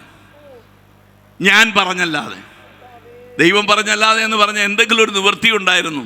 ഇനി ഈ പ്രവാചകൻ വന്നെങ്കിൽ ഇതിന് വിടുതലുള്ളൂ. അതല്ലേ ആ സന്ദേശം? ആമേൻ. മനസ്സിലായില്ലേ? ഞാൻ പറഞ്ഞല്ലാതെ എന്ന് പറയുമ്പോൾ ദൈവശബ്ദം വിളിച്ചു പറയുന്ന ദൈവത്തിൻ്റെ ശബ്ദമാണ് പറയുന്നത്. പക്ഷേ പറയുന്ന വ്യക്തിക്ക് ഒരു പ്രാധാന്യമുണ്ട്, ഞാൻ പറഞ്ഞല്ലാതെ. തുടർന്ന് ജനത്തിന് മനസ്സിലായി ഇത് വലിയ കുഴപ്പമുള്ള കാര്യമാണ്. ഏലിയ വന്നു. ദൈവത്തിന് സമയമായപ്പോൾ അവൻ വന്ന് യാഗം നടത്താൻ ആരംഭിച്ചു. എന്താണ് അവൻ ചെയ്തു? യാഗപീഠത്തിന്മേൽ വസ്തുക്കളൊക്കെ വെച്ചു. സ്തോത്രം. മറ്റവർ പരാജയപ്പെട്ട് മാറി. സ്തോത്രം. എന്നിട്ട് ദൈവത്തോട് നിലവിളിക്കാൻ തുടങ്ങി. 37-ാം വാക്യം, 18-37. യഹോവേ, എനിക്ക് ഉത്തരമല്ലണമേ, നീ ദൈവം തന്നെ യഹോവേ, നീ തങ്ങളുടെ ഹൃദയം വീണ്ടും തിരിച്ചു എന്ന് ഈ ജനം അറിയേണ്ടതിന് എനിക്ക് ഉത്തരമല്ലണമേ എന്ന് പറഞ്ഞു. ഉടനെ യഹോവയുടെ അതിന് മുമ്പുള്ള വാക്യം കൂടെ വായിച്ചാട്ടെ. ഭോജനയാഗം കഴിക്കുന്ന നേരമായപ്പോൾ ഏലിയ പ്രവാചകൻ അടുത്ത് ചെന്ന് അബ്രഹാമിന്റെയും ഇസ്ഹാക്കിന്റെയും ഇസ്രായേലിന്റെയും ദൈവമായ യഹോവേ. ഇവിടെ അവന്റെ പ്രാർത്ഥനയുടെ ശബ്ദം ശ്രദ്ധിക്കണം. അബ്രഹാമിന്റെയും ഇസാക്കിന്റെയും ഇസ്രായേലിന്റെയും ദൈവമായ യഹോവേ എന്നുള്ള വിളിയിൽ സകലതും അടങ്ങിയിട്ടുണ്ട്. എന്താ അതിനകത്ത് അടങ്ങിയിരിക്കുന്നത്? വാഗ്ദത്തങ്ങളിൽ വിശ്വസ്തനായ ദൈവമേ എന്നുള്ള ആ പദത്തിൻ്റെ മറ്റൊരു പേരാണ് പിതാക്കന്മാരോട് വാഗ്ദത്തം ചെയ്ത ദൈവമേ. അവരോടുള്ള വാഗ്ദത്തനം വിശ്വസ്തയോടെ നിവർത്തിച്ച ദൈവമേ. ഒറ്റ വിളിയിൽ സ്തോത്രം അതെല്ലാം ഉണ്ട്. പൂർവികര് സ്തോത്രം ഈ പേരിലാണ് പലപ്പോഴും ദൈവജനം ഇസ്രായേൽ ജനം നിന്നുപോയത്. എന്താ? അബ്രഹാമിൻ്റെയും ഇസാക്കിൻ്റെയും യാക്കോബിൻ്റെയും ദൈവമേ. എന്താണ് അവർ പറയുമ്പോഴെല്ലാം അതിൻ്റെ പിന്നിലുള്ളത് ഒന്നേ ഉള്ളൂ, സ്തോത്രം, വാഗ്ദത്തങ്ങളിൽ വിശ്വസ്തനായ ദൈവമേ. ഈ വാക്യത്തിൽ എന്താണ്? നീ ഞങ്ങളോടൊരു ഉടമ്പടി ചെയ്തിട്ടുണ്ട്, വേനലും വർഷവും നിന്നു പോകയില്ലെന്ന് ഒരിക്കൽ നീ അരുളി ചെയ്തതാ. പക്ഷേ ഈ ജനം പാപം ചെയ്തു, അതുകൊണ്ട് നീ ഇത് നിഷേധിക്കുന്നു. പക്ഷേ നീ വാഗ്ദത്തങ്ങളിൽ വിശ്വസ്തനാ. ആ വിശ്വസ്തനായ ദൈവമേ എന്ന് പറഞ്ഞാണ് ഏലിയാവ് വിളിക്കുന്നത്. അതിനുശേഷം നമുക്കറിയാം, എന്നിട്ട് ബാക്കി വായിച്ചാട്ടോ. ഇസ്രായേലിൽ നീ ദൈവമെന്നും ഞാൻ നിന്റെ ഇവിടെ ഇപ്പൊ ജനം മുഴുവൻ പറയുന്നത് ബാലാണ് ദൈവം, യഹോവയുടെ നാമത്തിൽ ആരാധനയില്ല. പക്ഷെ ഇവിടെ അവൻ പറയുന്നു നീയാണ് ദൈവമെന്ന് തെളിയണം, നീയാണ് ദൈവം. ഞാൻ നിന്റെ ദാസനെന്നും ഈ കാര്യങ്ങളൊക്കെയും ഞാൻ നിന്റെ കൽപ്പന പ്രകാരം ചെയ്തു എന്നും ഇന്ന് വെളിപ്പെട്ടു വരട്ടെ, ഇന്ന് വെളിപ്പെട്ടു വരട്ടെ. പിന്നെ യഹോവേ എനിക്ക് ഉത്തരമരുളണമേ, യഹോവേ എനിക്ക് ഉത്തരമരുളണമേ. നീ ദൈവം തന്നെ യഹോവേ. നീ തങ്ങളുടെ ഹൃദയം വീണ്ടും തിരിച്ചു എന്ന് ഈ ജനം അറിയേണ്ടതിന് എനിക്ക് ഉത്തരമരുളണമേ എന്ന് പറഞ്ഞു. വാഗ്ദത്തത്തിലേക്ക് നീ മടങ്ങിപ്പോകുന്നുവെന്ന് ഈ ജനം അറിയണം. നീ വാഗ്ദത്തങ്ങളിൽ വിശ്വസ്തനെന്ന് ഈ ജനം അറിയണം. അതാണ് ഏലിയാവിന്റെ പ്രാർത്ഥന, ഈ ജനം അറിയേണ്ടതിന്. പിന്നെ ഉടനെ യഹോവയുടെ തീ ഇറങ്ങി ഹോമയാഗവും വിറകും മണ്ണും ദഹിപ്പിച്ചു, തോട്ടിലെ വെള്ളവും വറ്റിച്ചു കളഞ്ഞു. ജനമെല്ലാം അത് കണ്ട് കവിണു വീണു. യഹോവ തന്നെ ദൈവം, യഹോവ തന്നെ ദൈവമാണ് എന്ന് പറഞ്ഞ സ്ഥാനത്ത് യഹോവ ദൈവമാണെന്ന് വെളിപ്പെട്ടു വന്നു. യഹോവ ദൈവമാണെന്ന് ജനം തിരിച്ചു പറഞ്ഞപ്പോൾ എന്താണ് സംഭവിക്കുന്നത്? 41 വാക്യം അല്ലേ?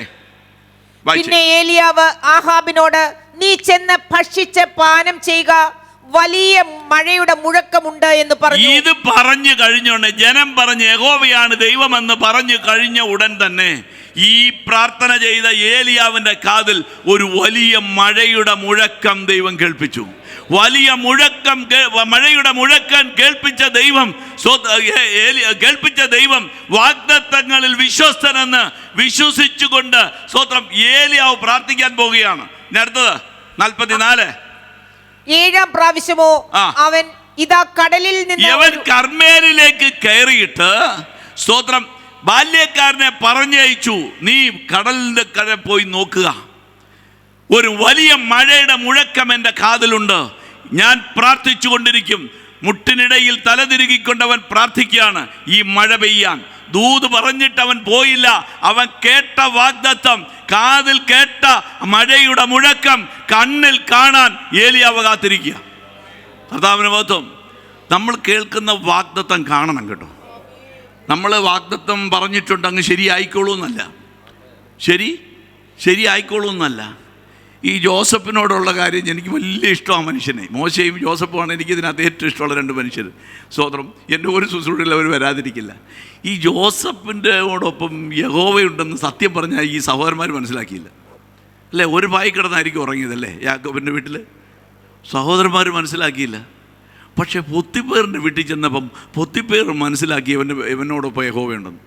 മനസ്സിലാവുന്നു? ഇവനോടൊപ്പം യഹോവയുണ്ടെന്ന് പൊത്തിപ്പേർ മനസ്സിലാക്കി. കണ്ടോ? അവൻ്റെ മേലുള്ള വാഗ്ദത്തം ചെറുതൽ പൊത്തിപ്പേറിന് മനസ്സിലായി.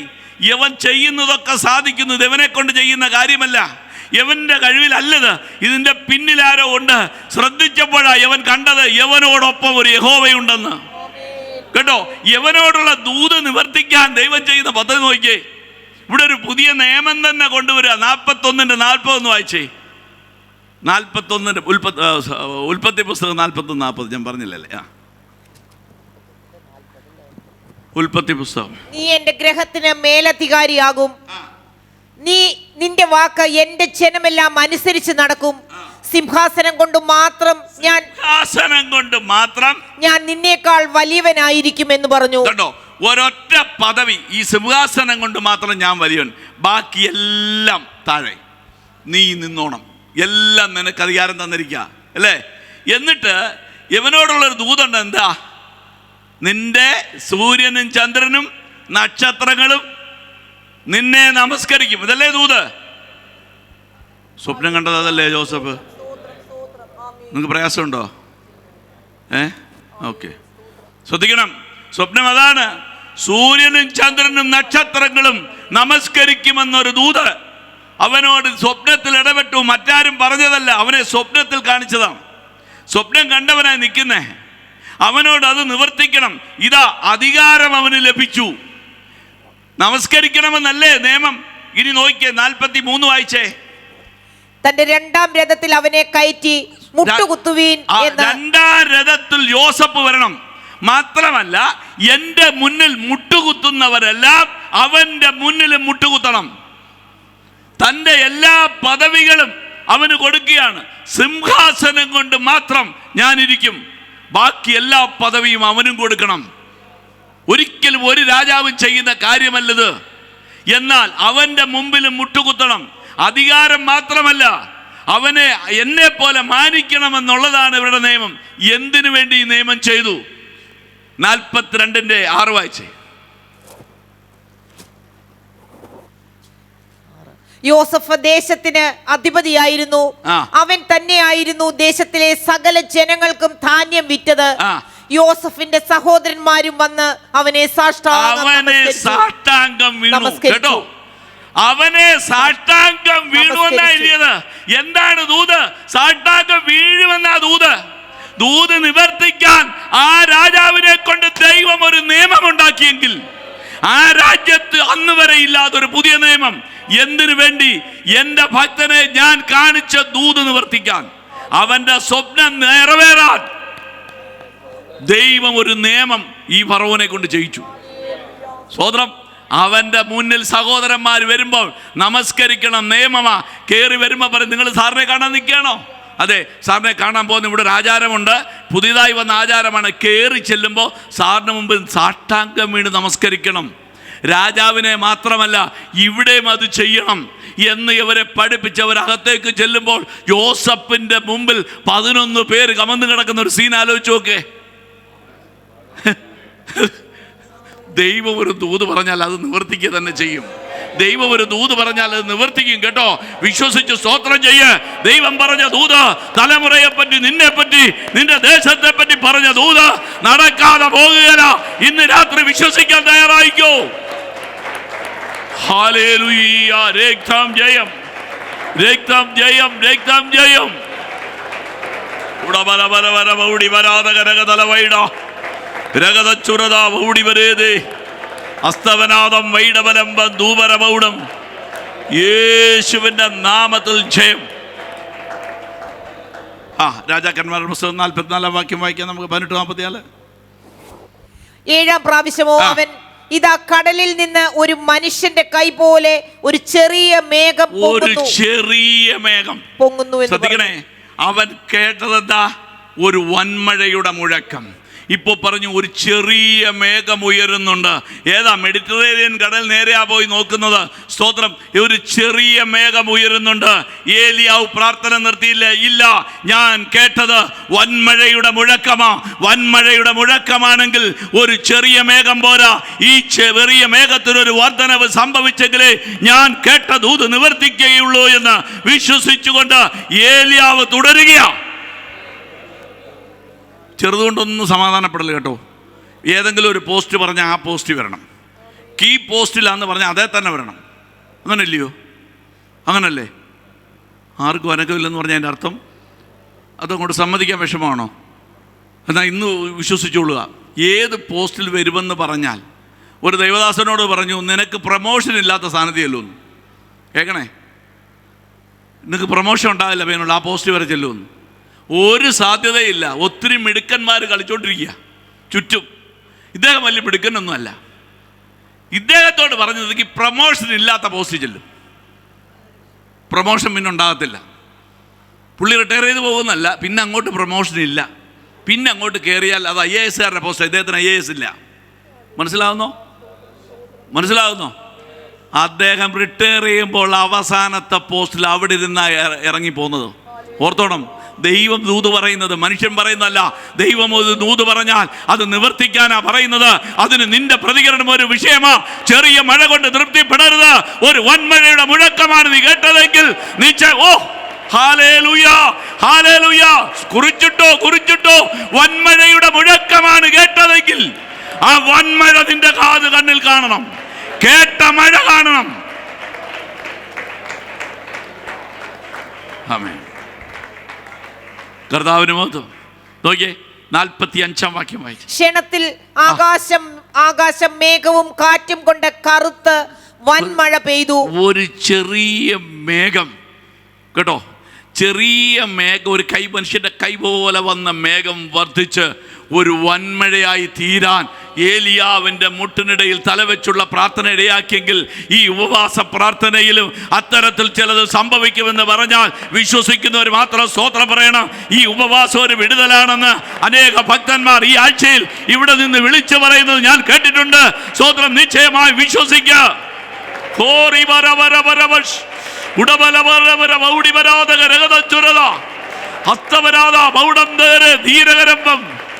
ധൂബലപക്ഷം ഉടബലപക്ഷം വേദിപരാതി മൗഢബലംബം. യേശുവിന്റെ രക്തത്താൽ. ഒരു മോൻ എന്നെ വിളിച്ചു പറഞ്ഞു, 1 വർഷമായുള്ള അവൻ ജോയിൻ ചെയ്തിട്ട് ഒരു കാരണവശാലും ആ 1 വർഷത്തെ സർവീസ് കൊണ്ട് പ്രൊമോഷൻ ഇല്ല. മനസ്സിലായല്ലേ? 2 പേരാണ് വന്നത് ഒരു പോസ്റ്റിലേക്ക്, ഒരു ഇംഗ്ലീഷുകാരനും ഒരു മലയാളിയും. നമ്മുടെ നാട്ടുകാരെ അറിയാമല്ലോ, ആരും അംഗീകരിക്കാത്ത ആൾക്കാർ. ലോകത്തിലെവിടെയും നമുക്ക് വലിയ വിലയൊന്നുമില്ല, നമ്മളാൾ ബുദ്ധിമാന്മാരാണ്, അത് വേറെ കാര്യം. 2 പേരും ഒരുപോലെ വന്നു. ഇൻ്റർവ്യൂ കഴിഞ്ഞു. മറ്റേ ആളിനെ വിളിച്ച്, ഇംഗ്ലീഷുകാരനെ വിളിച്ച് സംസാരിക്കുന്നുണ്ട്. അവനെ വിളിച്ച് എന്തൊക്കെയോ കാര്യം പറഞ്ഞു. ഇദ്ദേഹത്തെ അന്വേഷിക്കുന്ന പോലും ഇല്ല, ഇദ്ദേഹം പ്രതീക്ഷ പോലും ഇല്ല. മനസ്സിലായില്ലേ? സ്തോത്രം. എന്നിട്ട് കുറച്ച് ദിവസം കഴിഞ്ഞ് അപ്പോയിൻമെൻറ്റ് വന്നപ്പോൾ ഇദ്ദേഹത്തെ അപ്പോയിൻ്റ് ചെയ്തു. 14 പേർക്ക് മുകളിൽ 1 വർഷത്തിനകം വന്ന ചരിത്രം ആ കമ്പനിയിലില്ല. മനസ്സിലാക്കണം, 14 പേർക്ക് മുകളിൽ ഒരു പോസ്റ്റിലേക്ക് ഇദ്ദേഹത്തെ മാറ്റി. 1 വർഷം. ദൈവം പറഞ്ഞൊരു ദൂത, നിനക്കൊരു പ്രമോഷൻ, നിനക്കൊരു ഉന്നത പദവി വരുന്നു എന്ന് ആത്മാവ് പറഞ്ഞപ്പോൾ ഒരിക്കലും വിശ്വസിച്ചില്ല. കാരണം ഇംഗ്ലീഷുകാരന് മലയാളിയുമായി മത്സരിച്ചാൽ കഴിവുകൊണ്ടും പ്രാപ്തി കൊണ്ടും ഒക്കെ 1-ാം സ്ഥാനത്ത് നിൽക്കുന്ന വെള്ളക്കാരനെ അംഗീകരിക്കുന്ന വെള്ളക്കാരുടെ രാജ്യത്ത് ഈ കുഞ്ഞിനെ അംഗീകരിച്ചെങ്കിൽ വാഗ്ദത്തം നഷ്ടപ്പെട്ടു പോകത്തില്ല, വാഗ്ദത്തം നഷ്ടപ്പെട്ടു പോകത്തില്ല.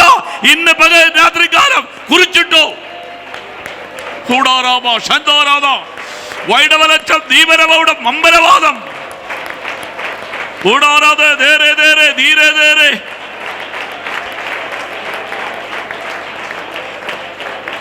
പുസ്തവരക്ഷ ദീപനപക്ഷം ഉടബലമൗഢവരമ്പത്തുരമ മൗഢമാന വേദമാന ധീരമാന മൗഢം വേരെ. യേശുവിൻ്റെ നാമത്തിൽ, യേശുവിൻ്റെ നാമത്തിൽ. വലിയ ആലോചന അല്ലെങ്കിൽ ഒരു ചെറിയ ആലോചനയാണ്. ചില പ്രമോഷൻ്റെ സാധ്യതകൾ വരും ദിവസങ്ങളിൽ ഈ ഹാളിൽ സാക്ഷ്യമായി മുഴങ്ങും, സാക്ഷ്യമായി മുഴങ്ങും, സാക്ഷ്യമായി മുഴങ്ങും. വിശ്വസിച്ചുകൊണ്ട് പോകണം, വിശ്വസിച്ചുകൊണ്ട് ഉപവസിച്ചു. സ്തോത്രം. 45-ാം വാക്യത്തിൽ വൻമഴ. എന്താണ് ഏലിയാവിൻ്റെ പിന്നെയുള്ള പ്രാർത്ഥന? പറ്റത്തില്ല, ഞാൻ കേട്ടത് തന്നെ എൻ്റെ കണ്ണിൽ കാണണം. വൻമഴ പെയ്തു.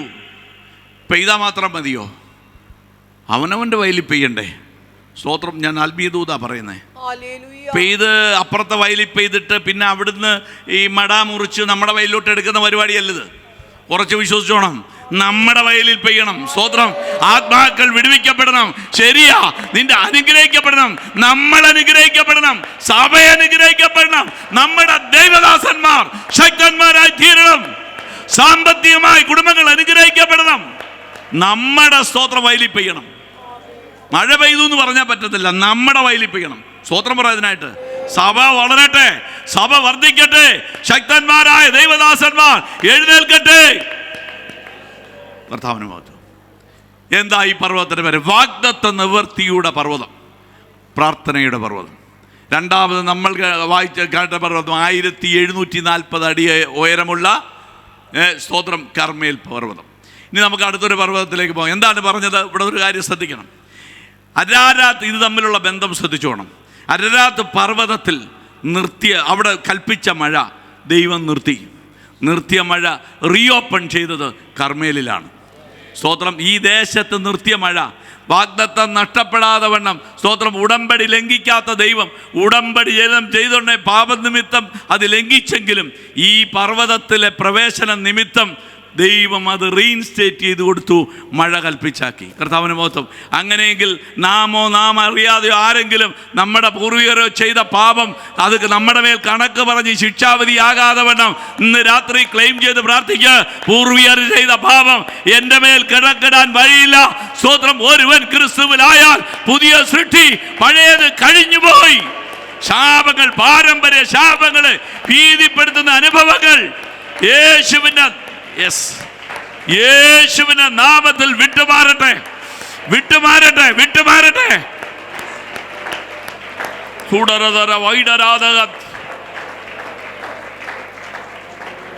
ഞാൻ വേറൊന്നും പറയുന്നില്ല, പൂർവികരുടെ പാപം വരരുത് കേട്ടോ. ഞാൻ വേറെ ഒന്നും അതിനെപ്പറ്റി പറയുന്നില്ല.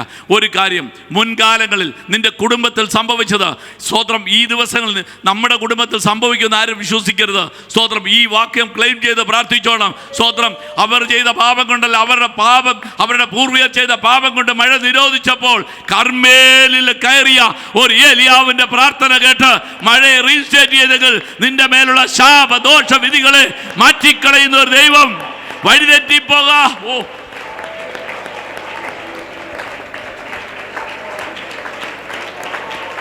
യേശുവിന്റെ അധികാരമുള്ള നാമത്തിൽ ജയമെടുക്കുകയാണ്. ഹല്ലേലൂയ. ശ്രദ്ധിക്കണേ, ഈ ഒരു പുതിയ നക്ഷത്രം കണ്ടുകൊണ്ട് വൈസ്മൻ കിഴക്ക് നിന്ന് അങ്ങോട്ട് യാത്രയായി. അവരറിയണം ഏതോ ഒരു രാജാവ് പിറന്നിട്ടുണ്ട്. കഴിഞ്ഞ ദിവസം ഇവിടെ ഒന്ന് കേട്ടെന്നു. സ്തോത്രം. ഒരു പുതിയ നക്ഷത്രം കണ്ടപ്പോൾ അവർക്ക് മനസ്സിലായി ഒരു രാജാവ് പിറന്നിട്ടുണ്ട്. അവരന്വേഷിച്ച് വരാൻ തുടങ്ങി. രാജാവായി പിറന്നവനുടെ ചോദിച്ചു വന്ന് ഇവരെ നക്ഷത്രം കണ്ടാണ് അവർ വരുന്നത്. അവരെ ഗൈഡ് ചെയ്യുന്നത് ഒരു നക്ഷത്രമാണ്.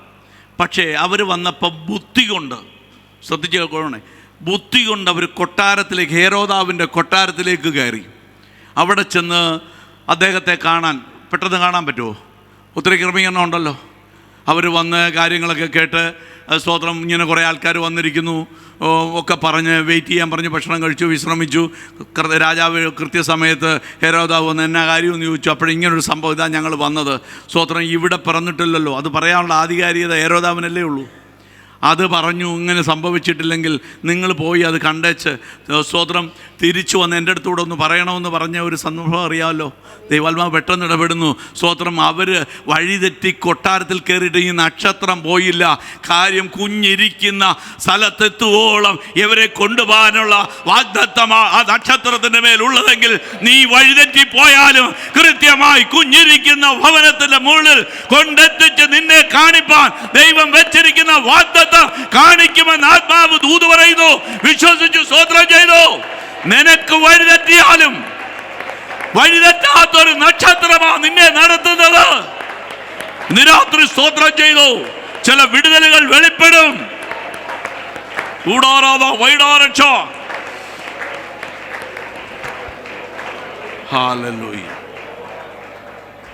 കർത്താവിന്റെ മഹത്വം. ഇനി നമുക്കൊരു പർവ്വതം കൂടെ ചിന്തിക്കാം. അടുത്ത പർവ്വതം ഒലിവ് പർവ്വതമാണ്, ഒലിവുമല. ഇതെന്ന് പറയുന്നത് ഒത്തിരി ചിന്തിക്കാനുള്ളതാണ്. ഏറ്റവും ശ്രേഷ്ഠകരമായ പർവ്വതമാണ് ഒലിവുമല. 2743 അടിയാണ് രേഖപ്പെടുത്തിയിരിക്കുന്നതിൻ്റെ ഉയരം. നിങ്ങൾ ഗൂഗിളിലൊക്കെ സെർച്ച് ചെയ്യുമ്പോൾ വ്യത്യാസം ഉണ്ടാവും. സ്തോത്രം.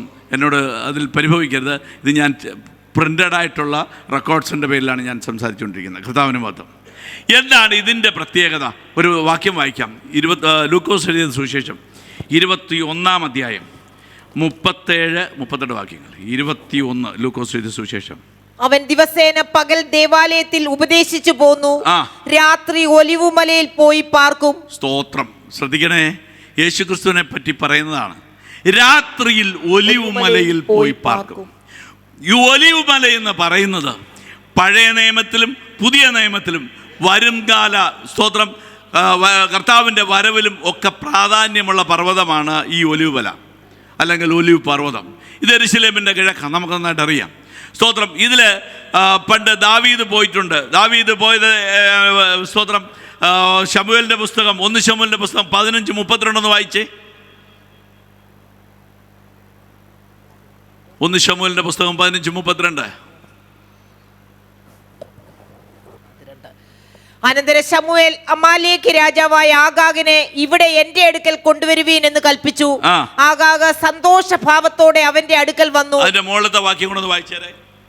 അങ്ങനെ അപ്പോൾ അവൻ, ഞാൻ പാപം ചെയ്തിരിക്കുന്നു, എങ്കിലും ജനത്തിന്റെ മൂപ്പന്മാരുടെയും ഇസ്രായേലിന്റെയും മുമ്പാകെ ഇപ്പോൾ എന്നെ മാനിച്ച് ഞാൻ നിന്റെ ദൈവമായ യഹോവയെ നമസ്കരിക്കേണ്ടതിന് എന്നോടുകൂടെ പോരേണമേ എന്ന് അപേക്ഷിച്ചു. അങ്ങനെ ശമൂവേൽ ശൗലിന്റെ പിന്നാലെ ചെന്നു. ശൗൽ യഹോവയെ നമസ്കരിച്ചു. അനന്തരം 1 മിനിറ്റ് ഒന്ന് ശ്രദ്ധിച്ചോട്ടെ. 2 ശമൂവേലിന്റെ പുസ്തകത്തിലെ 37-38. അവൻ ദിവസേന പകൽ ദേവാലയത്തിൽ ഉപദേശിച്ചു പോന്നു, രാത്രി ഒലിവുമലയിൽ പോയി പാർക്കും. രാത്രിയിൽ ഒലിവുമലയിൽ പോയി പാർക്കും. എന്താ ഇത് തരുന്ന സന്ദേശം? ഈ ഒലിവുമലയോടുള്ള ബന്ധത്തിൽ ഒത്തിരി ചരിത്ര രേഖകളുണ്ട്. ഒലിവുമലയിൽ നിന്നാണ് ഈ ഒലിവില പ്രാവ് കൊത്തിക്കൊണ്ട് തന്നതെന്ന് വിശ്വസിക്കുന്നതാണ് യഹൂദന്മാർക്ക് ഇഷ്ടം. മാത്രമല്ല, ബാബിലോൺ പ്രവാസത്തിലായിരുന്നപ്പോൾ ഈ ഒലിവുമലയിൽ ബീക്കൺ ലൈറ്റ് കത്തിച്ച് ഇവിടുത്തെ വിശേഷ ദിവസങ്ങൾ അടിമത്തത്തിൽ കിടന്നവരെ അറിയിക്കുമായിരുന്നു എന്ന് ചരിത്രരേഖകളിലുണ്ട്. പക്ഷേ 1600 കിലോമീറ്റർ ഉണ്ട്, അത് മനസ്സിലാക്കിയിരിക്കുക. മനസ്സിലായില്ലേ? അതുമാത്രമല്ല, ചുവന്ന പശുവിൻ്റെ ഭസ്മം എടുത്തത് ഇവിടെ നിന്നാണെന്ന് യഹൂദന്മാർ വിശ്വസിക്കുന്നു. അപ്പോൾ ഒരുപാട് വിശ്വാസങ്ങളുള്ള സ്ഥലമാണ് ഈ ഒലിവുമല.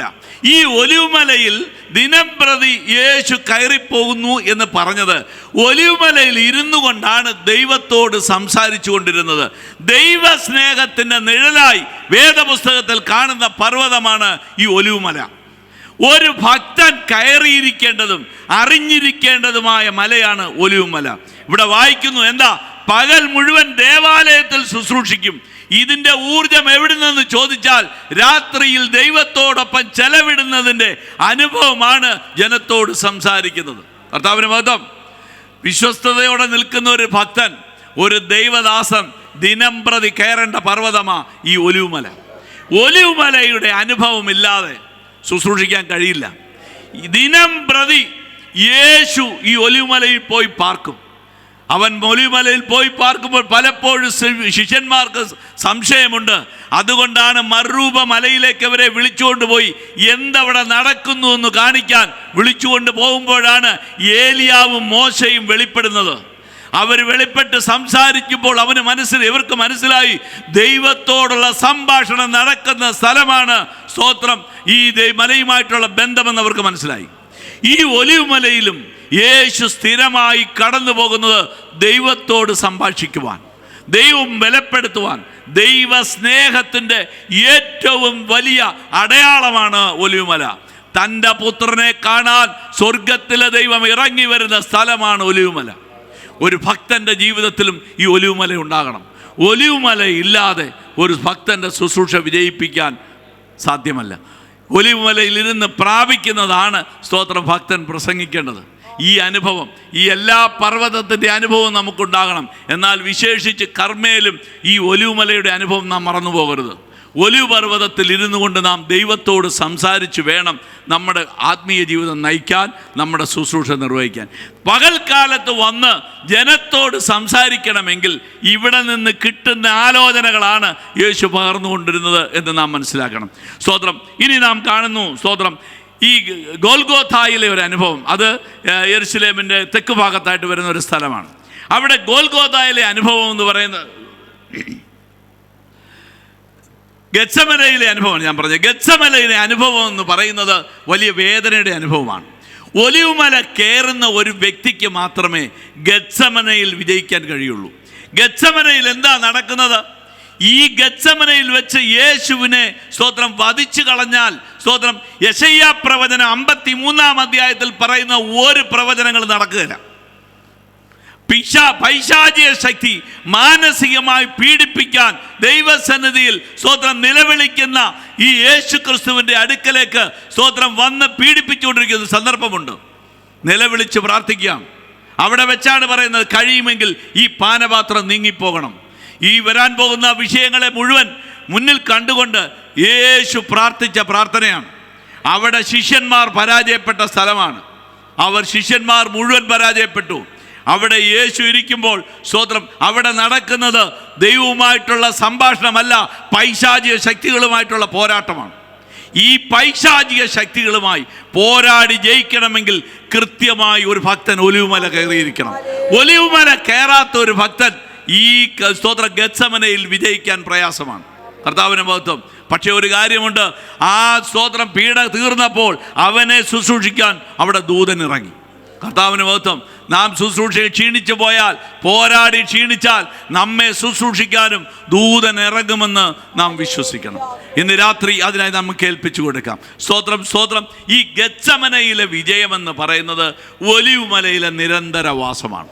ഒലിവുമലയിലെ നിരന്തര വാസം കൊണ്ട് മാത്രമേ ഗത്സമനയിൽ വിജയിക്കാൻ കഴിയൂ. ഗത്സമനയിൽ പരാജയപ്പെട്ടാൽ യേശുവിൻ്റെ പ്രവൃത്തിയുടെ അവസാനം എന്താണ്? സ്തോത്രം, ഈ ശാരീരിക പീഡകളേറ്റ് സ്തോത്രം ശരീരം മുഴുവൻ ഉഴവുചാല് പോലെ കീറണം. രോഗസൗഖ്യത്തിനായി ദൈവം വെച്ചിരിക്കുന്ന പദ്ധതിയായത് ഇത് നടക്കാതെ പോകും.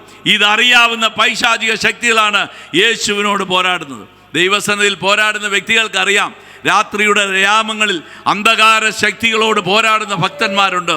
ഈ അടുത്ത ദിവസം ഞാനൊരു ഭക്തൻ മരിച്ചപ്പോൾ അവിടെ പോയി. 91 വയസ്സുണ്ട്. ആ ദേശത്ത് അദ്ദേഹം വിശ്വാസത്തിൽ വന്ന കാലം മുതൽ അദ്ദേഹം രാത്രികൾ മുഴുവൻ ഇരുന്ന് പൈശാചിക ശക്തികളുമായി പോരാടി ജയിച്ചിട്ടുണ്ട്. സ്തോത്രം. അതുകൊണ്ട് തന്നെ ആ ദേശത്ത് അനേക കുടുംബങ്ങൾ വിടുവിക്കപ്പെടാനിടയായി. 2 മാസം മുമ്പാണ് അദ്ദേഹം മരിച്ചത്. 91-ാമത്തെ വയസ്സിൽ ഞാൻ പോയി സ്തോത്രം അദ്ദേഹത്തെ ആ ശുശ്രൂഷയിൽ പങ്കെടുക്കുവാനിടയായി. എങ്ങനെയാണ് അദ്ദേഹത്തെ പറ്റി അവിടെ മുഴുവൻ പറയുന്ന ഒറ്റ കാര്യമേ ഉള്ളൂ, ഇദ്ദേഹം പോരാടി നിൽക്കുന്നത് കൊണ്ടാണ് ഈ ദേശത്തെ അന്ധകാര ശക്തികൾ സ്തോത്രം ജനത്തെ തൊടാതെ വണ്ണം സംരക്ഷിപ്പാൻ രാത്രിയുടെ യാമങ്ങളിൽ ഭക്തൻ ചെലവിടുന്ന സമയമാണ് ഈ ദേശത്ത് വിടുതലെന്ന് സ്തോത്രം അനേകർ എൻ്റെ കാതിൽ പറയുന്നത് ഞാൻ കേട്ടിട്ടുണ്ട്. അത് ലോകമനുഷ്യനും പറഞ്ഞ് ഞാൻ കേട്ടിട്ടുണ്ട്. കർത്താവിന് മഹത്വം. ഇവിടെ വിജയിക്കാൻ കാരണം ഒലിവുമലയിലെ കൃത്യമായ സന്ദർശനമാണ്. ഇത് കഴിഞ്ഞതിന് ശേഷം യേശു എത്തുന്നത്, നാം ഇതെല്ലാം കഴിഞ്ഞിട്ട് അവിടെ നിന്ന് ഒടുവിലെത്തുന്നത് ഗോൽഗോഥയിലാണ്. വെറും 50 അടി ഉയരം മാത്രമുള്ള ഗോൽഗോഥ മലയിൽ യേശുവിൻ്റെ അവസാന സമയത്ത് സ്തോത്രം, പിതാവേ സ്തോത്രം, എൻ്റെ പ്രാണനെ തൃക്കൈയിൽ ഏൽപ്പിക്കുന്നുവെന്ന് പറയുന്നത് വരെ അവനെ സൂക്ഷിച്ചത് സ്തോത്രം മറ്റൊന്നുമല്ല, സ്തോത്രം ഈ ഒലിവുമലയിലെ നിത്യമായ ദൈവസന്നിധിയിലുള്ള ഇരിപ്പ്. ദൈവസ്നേഹത്തിൽ നാം ഇരുന്നെങ്കിൽ മാത്രമേ, ദൈവിക ആലോചനകൾ ദിനംതരം പ്രതി പ്രാപിച്ചെങ്കിൽ മാത്രമേ നമുക്ക് ആത്മീയ ജീവിതത്തിൽ നിലനിൽക്കാൻ കഴിയൂ. ഒറ്റപ്പെട്ടു പോകുന്ന സന്ദർഭങ്ങളുണ്ട്. പലപ്പോഴും നാം ഒറ്റപ്പെട്ടു പോകും. ഒറ്റപ്പെടുമ്പോഴാണ് ദൈവം നമ്മെ സന്ദർശിക്കുന്നത്. പലപ്പോഴും നമുക്കറിയാം, ഫിലിപ്പോസ് സ്തോത്രം ഈ സ്തോത്രം ഷണ്ണനെ സന്ദർശിക്കുന്നത് ഗസയുടെ നിർജ്ജന പ്രദേശത്താണ്. അതുവരെ അവന് മനസ്സിലാകത്തില്ല.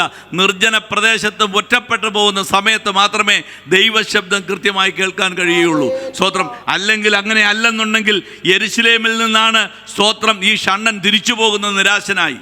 ആലയത്തിൽ കയറുവാനും പ്രാർത്ഥിക്കുവാനും കഴിയാതെ തിരിച്ചു പോകുന്ന നിരാശനായി പോകുന്നത് ഈ യെരുശലേമിൻ്റെ മുറ്റത്ത് നിന്നാണ്. ഫിലിപ്പോസും യെരുശലേമിലുണ്ട്. ശമരിയിൽ പോയിട്ട് യെരുശലേമിൽ വന്ന് പാർക്കുക. യെരുശലേമിൽ ഇരിക്കുന്ന സ്തോത്രം ഈ ഫിലിപ്പോസിനെ യെരുശലേം ദേവാലയത്തിൻ്റെ മുറ്റത്തേക്കല്ല ദൈവം അയച്ചത്. അവനോട് പറഞ്ഞു, നീ ഗസയ്ക്കുള്ള നിർജ്ജന പ്രദേശത്ത് പോകാം. ഒരേ സ്ഥലത്തിരുന്ന 2 പേരെ കൂട്ടിമുട്ടാൻ രണ്ടു പേർക്ക് കൂട്ടിമുട്ടാൻ സ്തോത്രം സ്വർഗത്തിലെ ദൈവം ഒരുക്കിയ സ്ഥലം ഗസയുടെ നിർജ്ജന പ്രദേശം. അവിടെ വരെ ദുഃഖത്തോട് പോയ ഭക്തൻ, സ്തോത്രം ദുഃഖത്തോടെ വന്ന ഈ ഭക്തനായ മനുഷ്യൻ ആലയത്തിൽ കയറാൻ കഴിയാതെ സ്തോത്രം അവിടെ വന്ന് ദുഃഖിച്ച് ഇദ്ദേഹവുമായി സംസാരിച്ച് അതിനുശേഷം സ്നാനപ്പെട്ടിട്ട് സ്തോത്രം സന്തോഷിച്ചു കൊണ്ടുപോയെന്ന് എഴുതിയിരിക്കുന്നത്. അപ്പോൾ ചില വേദനയുടെ ഒറ്റപ്പെടലിൻ്റെ അനുഭവം ദൈവത്തിന് സംസാരിക്കാനുള്ള അവസരമാണ്. ഇന്ന് രാത്രി കുറിച്ച് വയ്ക്കാം. ഭാരപ്പെട്ട് ഒറ്റപ്പെട്ടു പോകുന്ന ജീവിതമേ, നിന്നോട് ദൈവത്തിന് സംസാരിപ്പാനുണ്ട്. ദൈവശബ്ദം കേൾക്കുവാൻ രാത്രിയുടെ യാമങ്ങൾ ദൈവസന്നിധിയിൽ മുട്ടുമടക്കി പ്രാർത്ഥിക്കുന്ന ഒരു ഭക്തന് മാത്രമേ കഴിയുള്ളൂ. അങ്ങനെയുള്ള ഒരു ഭക്തൻ മാത്രമേ കർത്താവിൻ്റെ സന്നിധിയിൽ ഒടുവിൽ പറയാൻ കഴിയൂ, എൻ്റെ പ്രാണനെ തൃക്കൈയിൽ ഏൽപ്പിക്കുന്നു. ഇത് നമ്മുടെ ഒരു വലിയ പദവിയാണ്. നമ്മുടെ ശുശ്രൂഷകൾ പൂർത്തീകരിച്ച് നമ്മുടെ ജീവിതത്തിൽ ചെയ്യേണ്ടതെല്ലാം ചെയ്തും അനുഭവിക്കേണ്ട ദൈവം തരുന്നെല്ലാം അനുഭവിച്ചും സന്തോഷത്തോടെ സ്തോത്രം ഗോൽഗോഥായിൽ ഇരുന്നുകൊണ്ട് പ്രാണനെ തൃക്കൈയിൽ ഏൽപ്പിക്കുന്നു എന്ന് പറയുവാൻ സ്തോത്രം ആ ഒരു പദവി കൂടെ നാം ചോദിച്ചു വാങ്ങണം. വഴിയിലല്ല നാം നശിക്കേണ്ടത്. നമ്മുടെ ശുശ്രൂഷ പൂർത്തീകരിച്ച് ദൈവസന്നിധിയിൽ എത്തുവാൻ ദൈവം നമ്മെ എല്ലാവരെയും സഹായിക്കട്ടെ. നമുക്കെല്ലാവർക്കും കണ്ണുകളെ അടയ്ക്കാം, നമുക്ക് പ്രാർത്ഥിക്കാം. സ്തോത്രം. എല്ലാവരും ദൈവസന്നിധി കണ്ണുകളെ അടച്ചാട്ടെ. സ്തോത്രം. ഈ പർവ്വതങ്ങളെല്ലാം നാം പരിചയപ്പെടേണ്ട പർവ്വതങ്ങളാണ്. സ്തോത്രം. ദിനം പ്രതി പരിചയപ്പെടേണ്ട പർവ്വതങ്ങളുണ്ട്. വിഷയങ്ങൾ വരുമ്പോൾ സ്തോത്രം കയറി ചെന്ന് മധ്യസ്ഥ ചെയ്യേണ്ട പർവ്വതങ്ങളുണ്ട്. സ്തോത്രം. ദൈവം ഉടമ്പടിയുടെ വിശ്വസ്തനെങ്കിൽ, ഉടമ്പടി എവിടെയെങ്കിലും നഷ്ടപ്പെട്ടു പോയിട്ടുണ്ടെങ്കിൽ സ്തോത്രം വ്യവസ്ഥ തെറ്റിയാൽ ഉടമ്പടി ലംഘിക്കാം. അങ്ങനെയുള്ള അനുഭവങ്ങൾ നമ്മുടെ ജീവിതത്തിൽ വന്നിട്ടുണ്ടെങ്കിൽ ഇന്ന് രാത്രി ഈ വചനത്തിൻ്റെ വെളിച്ചത്തിൽ, ഈ ദൂതിൻ്റെ വെളിച്ചത്തിൽ സ്തോത്രം ദൈവമുഖത്തേക്ക് നോക്കാം. എല്ലാവരും സ്തോത്രം ചെയ്താട്ടെ, സ്തോത്രം ചെയ്താട്ടെ, സ്തോത്രം ചെയ്താട്ടെ. ദൈവസന്നിധിയിൽ ഒന്ന് ഏൽപ്പിച്ചു കൊടുത്താട്ടെ. ഹൂറാബാ ഷമന ചുടാറബഷ്. യേശുവിൻ്റെ രക്തത്താൽ ജയം, രക്തത്താൽ ജയം. ഒരാത്മശബ്ദം കേട്ട് ബലപ്പെടാൻ ഇന്ന് രാത്രി ദൈവാത്മാവ് നമ്മെ സഹായിക്കുന്നെങ്കിൽ അതൊരു വിടുതലായി നമ്മുടെ ജീവിതത്തിൽ സ്തോത്രം വെളിപ്പെട്ട് വരേണ്ടതിന് സ്തോത്രം എവിടെയെങ്കിലും ദൈവവും നമ്മളുമായിട്ടുള്ള ഉടമ്പടി തെറ്റിയിട്ടുണ്ടെങ്കിൽ ഒരു മടക്കയാത്രയ്ക്ക് ഇന്നിടയായിട്ട് വചനപ്രകാരമുള്ള വിടുതൽ നമ്മുടെ ജീവിതത്തിൽ വെളിപ്പെട്ട് വരേണ്ടതിന്, ദൈവസന്നിധിയിൽ ക്രമപ്പെടേണ്ടതിന് ഇന്ന് രാത്രി വാഗ്ദത്തങ്ങൾ വിശ്വസ്തന്റെ അടുക്കലേക്ക് ചെല്ലാം. അവൻ ഏതെങ്കിലും തരത്തിൽ ഒരു ശാപവാക്ക് നമ്മോട് പറഞ്ഞെങ്കിൽ അതിനെ തിരുത്തിക്കൊണ്ട് ശാപത്തെ അനുഗ്രഹമാക്കുന്ന ദൈവമുഖത്തേക്ക് ഇന്ന് രാത്രി നോക്കാം. Hallelujah, hallelujah. ഉടവരവരവര ഔടവരംബര ജാരകരഗതം വൈഡംബരവം ദേരികരാതം ഹസ്തവരക്ഷ ധീപരവക്ഷ ഉടവാരക്ഷ വേദാമാന ധീരാമാന വേദിപരാധക രഗതല വൈഡക രംബത്തുരവ വൗഡാമാന വേദം വേര് ഹസ്തവരക്ഷം ധീപരവക്ഷം വേദിപരാധക രഗതം വൈഡം വേദികലംബം ദുരപരമൗഡം. യേശുവിന്റെ രക്തത്താൽ, യേശുവിന്റെ രക്തത്താൽ ജയമെടുക്കുന്നു, ജയമെടുക്കുന്നു, ജയമെടുക്കുന്നു. ഹല്ലേലൂയ. സ്തോത്രം, സ്തോത്രം, സ്തോത്രം.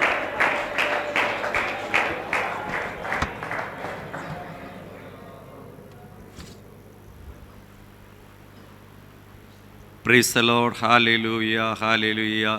ഇതുവരെ കർത്താവിൻ്റെ അഭിഷിക്തനിലൂടെ വളരെ അനുഗ്രഹിക്കപ്പെട്ട ദൈവത്തിൻ്റെ വചനം നമ്മൾ കേട്ടുകൊണ്ടിരിക്കുകയായിരുന്നു. ഹല്ലേലൂയ. യഹോവയുടെ പർവ്വതത്തിൽ ആർ കയറും, അവൻ്റെ വിശുദ്ധ സ്ഥലത്ത് ആർ നിൽക്കും എന്നുള്ള ദൈവശബ്ദത്തിലൂടെ, ആ ദൈവവചനത്തിലൂടെ ശ്രേഷ്ഠമേറിയ ദൈവശബ്ദങ്ങൾ ഹല്ലേലൂയ ദൈവത്തിൻ്റെ പരിശുദ്ധാത്മാവ് നമ്മോട് ഇടപെട്ടുകൊണ്ടിരിക്കുകയായിരുന്നു. Glory to Lord, glory to Lord, glory to Lord. ദൈവദാസനെ ദൈവം ശക്തമായി ഉപയോഗിക്കുവാനിടയായല്ലോ. Amen. Glory to Lord. Hallelujah, hallelujah. കേൾപ്പിച്ച ദൈവവചനത്തിന് മുമ്പാകെ നമുക്ക് സമർപ്പിക്കാം. ദൈവം നമുക്ക് അനേക വാഗ്ദത്തങ്ങൾ നൽകിയിട്ടുണ്ട്. ദൈവവചനത്തിൽ നമുക്ക് വേണ്ടി അനേക വാഗ്ദത്തങ്ങൾ തന്നിട്ടുണ്ട്. ഹല്ലേലൂയ. അനേക ദൈവദാസന്മാരിലൂടെ ഹല്ലേലൂയ ദൈവശബ്ദങ്ങളായി, ഹല്ലേലൂയ പ്രവചനങ്ങളായി നമുക്ക് അനേക ദർശനങ്ങൾ നൽകിയിട്ടുണ്ട്. ഹല്ലേലൂയ. ഈ ആ ബാധ്യത നിവൃത്തിക്ക് നാം ദൈവത്തോട് ചേർന്ന് നിൽക്കണം. ദൈവിക വ്യവസ്ഥ വിട്ടു പോകരുത്, ദൈവകൽപ്പന വിട്ടു പോകരുത്. ദൈവത്തെ സ്നേഹിക്കണം, അല്ലെങ്കിൽ ദൈവവചനത്തെ മുറുകെ പിടിക്കണം, അല്ലെങ്കിൽ ദൈവം അതിനെക്കുറിച്ച് അനുദപിക്കും എന്ന് വ്യക്തമായി ദൈവത്തിൻ്റെ ശബ്ദം നമ്മോട് ഇടപെട്ടല്ലോ. Hallelujah, hallelujah, hallelujah. യഹോവയുടെ പർവ്വതത്തിൽ ഹല്ലേലൂയ ആർ കയറും? വിശുദ്ധ സ്ഥലത്ത്. ഹല്ലേലൂയ. നമുക്ക് കയറണമെങ്കിൽ, വിശുദ്ധ സ്ഥലത്ത് നിൽക്കണമെങ്കിൽ ദൈവവചനം പറയുന്നു, വെടുപ്പുള്ള കൈയും നിർമ്മല ഹൃദയവും വേണം. വ്യാജത്തിന് മനസ്സ് വയ്ക്കരുത്, കള്ളസത്യം ചെയ്യാതെ ഇരിക്കണമെന്ന് ദൈവവചനം പറയുമ്പോൾ ഹല്ലേലൂയ ദൈവത്തിൻ്റെ പർവ്വതത്തിൽ കയറുവാൻ ഹല്ലേലൂയ, ഹല്ലേലൂയ, ഹല്ലേലൂയ കർത്താവ് ഒരുക്കുന്ന ആ പ്രൈസലോട് ആ നിത്യ സൗഭാഗ്യത്തിൽ നമുക്ക് കടക്കണമെങ്കിൽ ദൈവവചനം ഇന്ന് രാത്രികാലം നമ്മോട് ശക്തമായി ഇടപെട്ടു. ഹല്ലേലൂയ. അതിനു വേണ്ടി നമ്മെ തന്നെ ഒന്ന് ശുദ്ധീകരിക്കാം. ഒരു നിർമ്മല ഹൃദയത്തിന് വേണ്ടി ദൈവത്തോട് പ്രാർത്ഥിക്കാം. വ്യാജത്തിന് മനസ്സ് വയ്ക്കാതെ, വ്യാജ വഴികളിൽ സഞ്ചരിക്കാതെ ആ ദൈവത്തിൻ്റെ വിശുദ്ധ പർവ്വതത്തോട്, അഭിവിശുദ്ധ സാന്നിധ്യത്തോട് നമുക്കൊന്ന് ചേർന്ന് നിൽക്കാം. ഹല്ലേലൂയ. ദേവദാസനെ പിന്നെയും ദൈവം ശക്തമായി ഹല്ലേലൂയ അനേകടങ്ങൾ ഉപയോഗിക്കട്ടെ. കർണാടകയുടെ പ്രദേശത്ത് ഹല്ലേലൂയ കർണാടകയുടെ ഒരു ഉണർവിനായി ദൈവം ശക്തമായി തൻ്റെ അഭിഷിക്തനെ ഉപയോഗിക്കട്ടെ. ഹല്ലേലൂയ. കടന്നു വന്ന് ഹല്ലേലൂയ അനുഗ്രഹിക്കപ്പെട്ട ദൈവവചനങ്ങൾ ഇന്ന് രാവിലെയും വൈകുന്നേരവും ചെയ്തു തന്ന ദൈവദാസനോടുള്ള നന്ദിയെ ഹല്ലേലൂയ അറിയിച്ചുകൊള്ളുന്നു. Praise the Lord. ഇപ്പോൾ കുറ്റിച്ചലിൽ നിന്ന് കടന്നു വന്ന കർത്താവിൻ്റെ വിലയേറിയ ദാസൻ ബാബുരാജ് പാസ്റ്റർ മുന്നോട്ട് കടന്നു വന്ന് പ്രാർത്ഥിച്ച് ഹല്ലേലൂയ കർത്താവിൻ്റെ ദാസനും വർഗീസ് പാസ്റ്റർ ആശീർവാദം പറഞ്ഞ് ഇന്നത്തെ മീറ്റിംഗ് ഇവിടെ അവസാനിപ്പിക്കുന്നതാണ്. Price the Lord. നമുക്കെല്ലാവർക്കും കണ്ണുകളടച്ച് നമുക്ക് ദൈവത്തോട് പ്രാർത്ഥിക്കാം. ഈ രാത്രി കർത്താവ് നമ്മോട് സംസാരിച്ചു കൊണ്ടിരുന്നു. യഹോവയുടെ പർവ്വതത്തിൽ ആർ കയറും, അവൻ്റെ വിശുദ്ധ സ്ഥലത്ത് ആർ നിൽക്കും. നല്ല ദൈവമേ, സ്വർഗീയ പിതാവേ, നന്ദിയോടെ വാഴ്ത്തുന്നു, സ്തുതിക്കുന്നു, മഹത്വപ്പെടുത്തുന്നു. അനുഗ്രഹിക്കപ്പെട്ട ഈ നല്ല രാത്രി സമയത്തിനായി നന്ദിയോടെ വാഴ്ത്തുന്നു. അങ്ങയുടെ തേജസ്സിൻ്റെ നടുവിൽ ഇന്ന് രാത്രി ഞങ്ങൾക്കായിരിക്കാൻ അങ്ങ് തന്ന വലിയ കൃപകൾക്കായി കരുണയ്ക്കായി സ്തോത്രം ചെയ്യുന്നു.